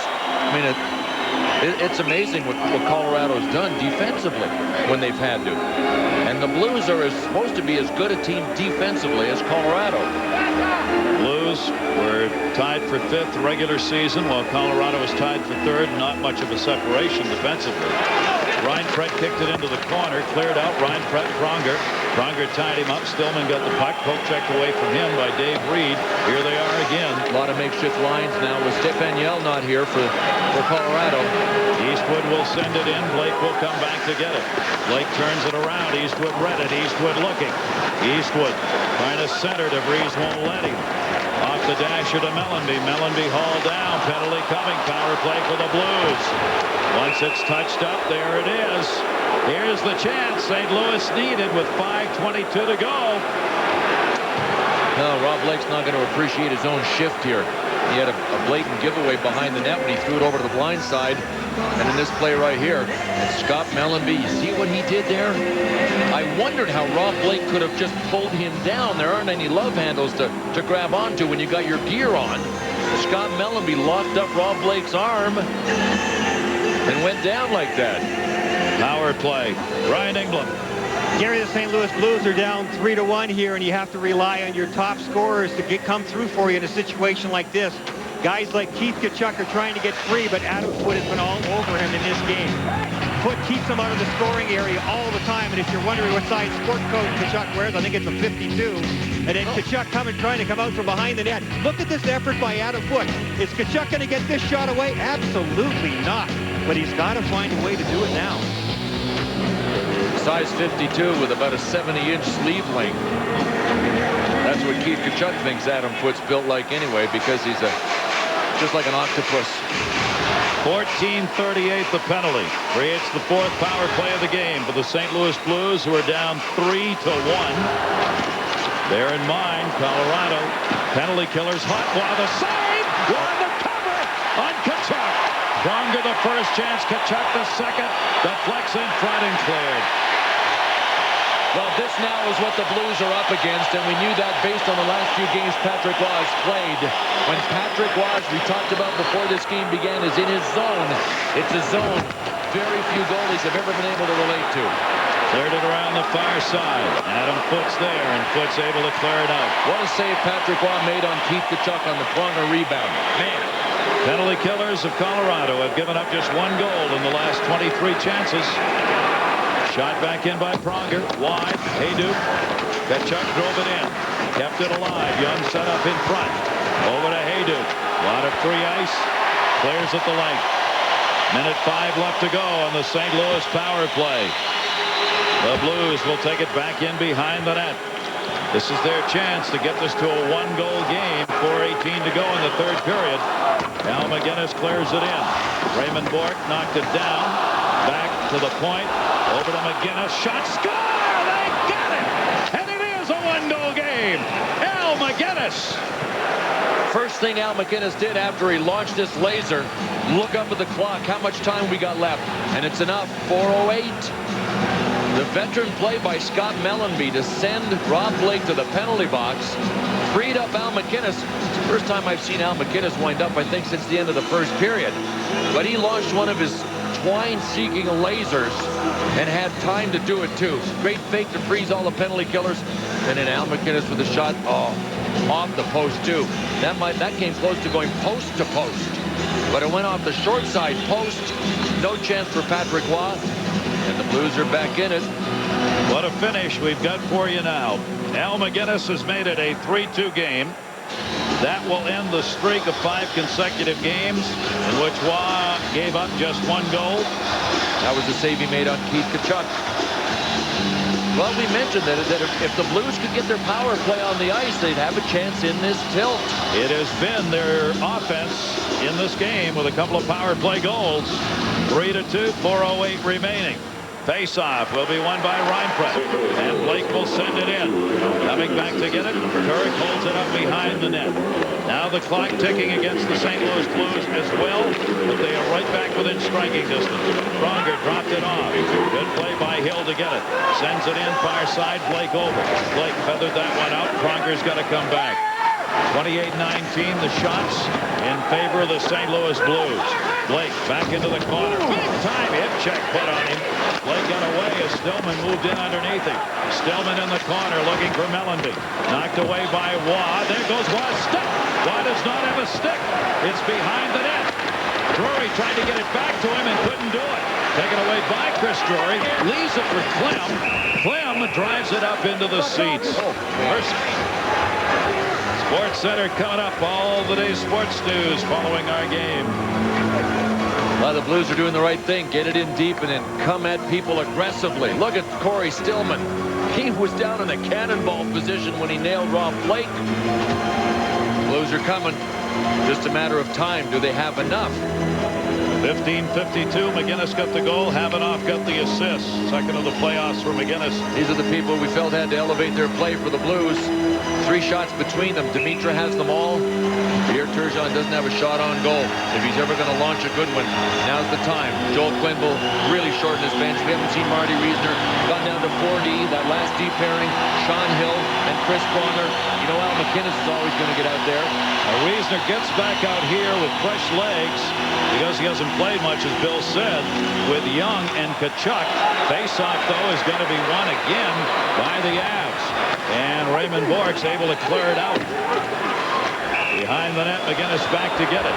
Now McGinnis, and that'll be an icing call, and the face-off back in that Colorado zone. Now we'll see the big test of Joe Sakic's shoulder as well. Remember, he just got back into taking face-offs when Stefan Yell went down in this game. Took his first one not that long ago. Remember, he took 2 in Game 7, and he won them both against Los Angeles. Then played Game 1, didn't take any.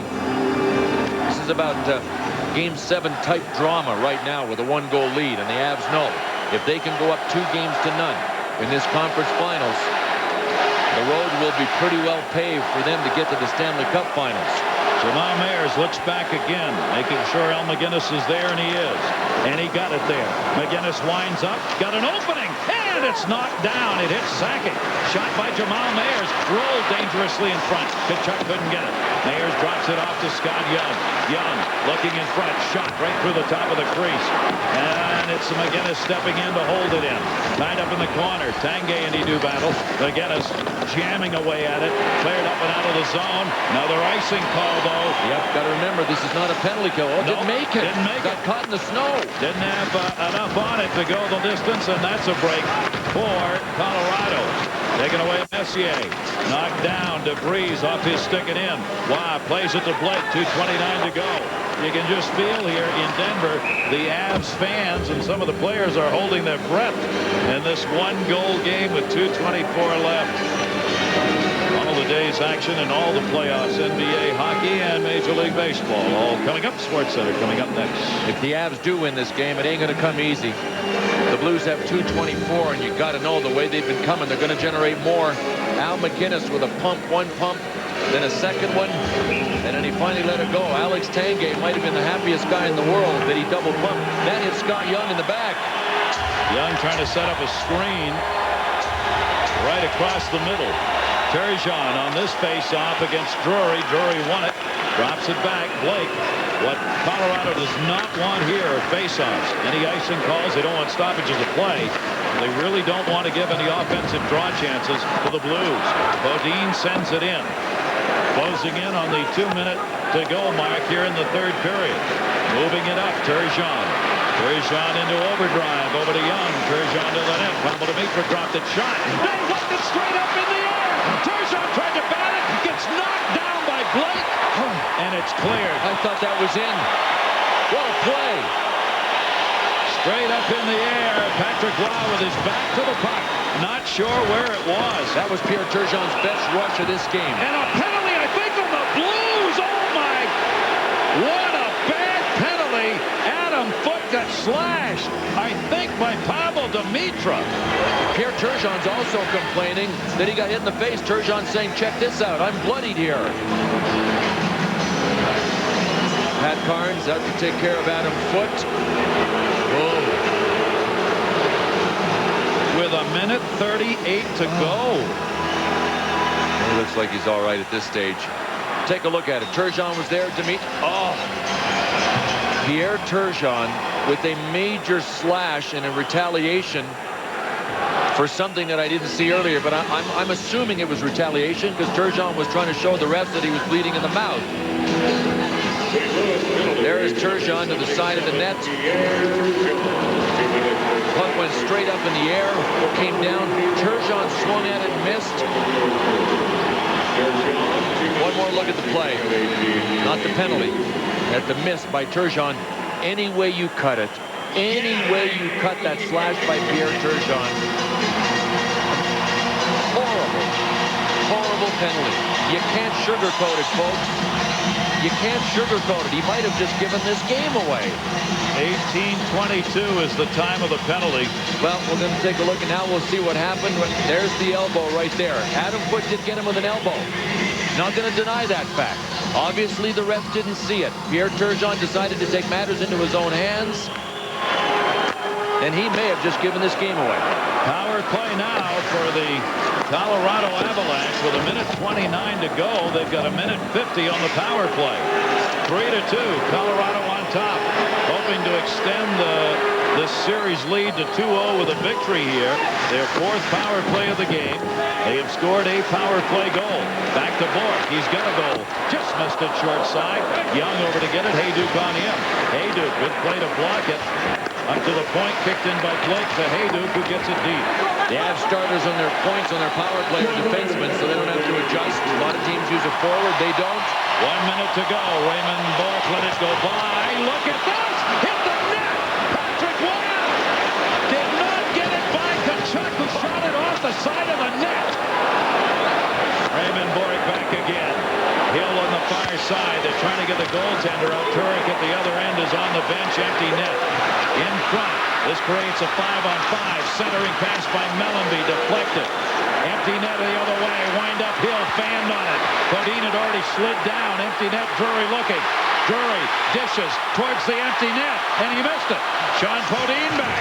Bodine hit by Pronger and got leveled. Drury moves over and Pope checked it away. Pronger picks it up. Bodine just lost his stick. Hill's lost his helmet.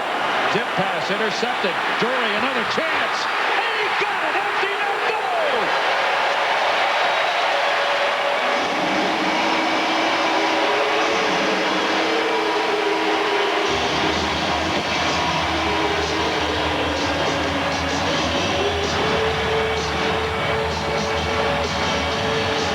The icing on the cake.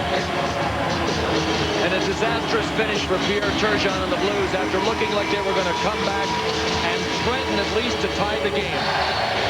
The penalty that led to this game ending was won by Pierre Turgeon. Yeah, he took an elbow in the chops. Everybody knows that happened. It was well documented. And then with a two-hand lumberjack chop to the back of Adam Foote's legs, it pretty well ended the St. Louis Blues' hopes of coming back, even though Keith Tkachuk on a Patrick Waugh miscue almost bailed Pierre Turgeon out. 1.2 seconds left to go. Chris Drury gets the empty netter.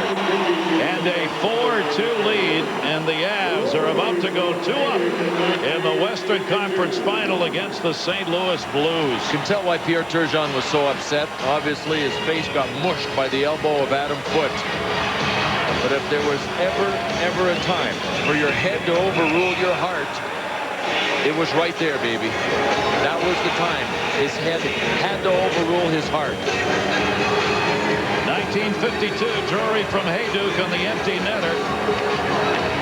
The Blues felt they did not play well in Game 1, and they've lost Game 2. The final, the Avs 4 and the Blues 2. Awesome defensive display by the Colorado Avs, regardless of any penalties. They flexed their defensive muscle. Patrick Waugh did not get that record of 6 consecutive playoff games, holding a team to 1. Right about now, he could care less. Now the frustrated team, the St. Louis Blues. Some of it, Sean Hill taking out on the boards. Raymond Bork, goal and an assist. Hayduke, 2 assists. Sakic, an assist. Tanguay, an assist. Bodine, the game winner. McGinnis, 1-1 at the other end, and Waugh gets the victory in net. Our next game tomorrow, 7 o'clock, ESPN exclusive coverage, Game 2 of the Eastern Conference Finals. New Jersey leading Pittsburgh 1-0. This has been a presentation of ESPN, the worldwide leader in sports. For more, log on to ESPN.com. Sports Center is coming up next. The Avs 4, the Blues 2. St. Louis Wednesday. Colorado goes there with a 2-0 lead.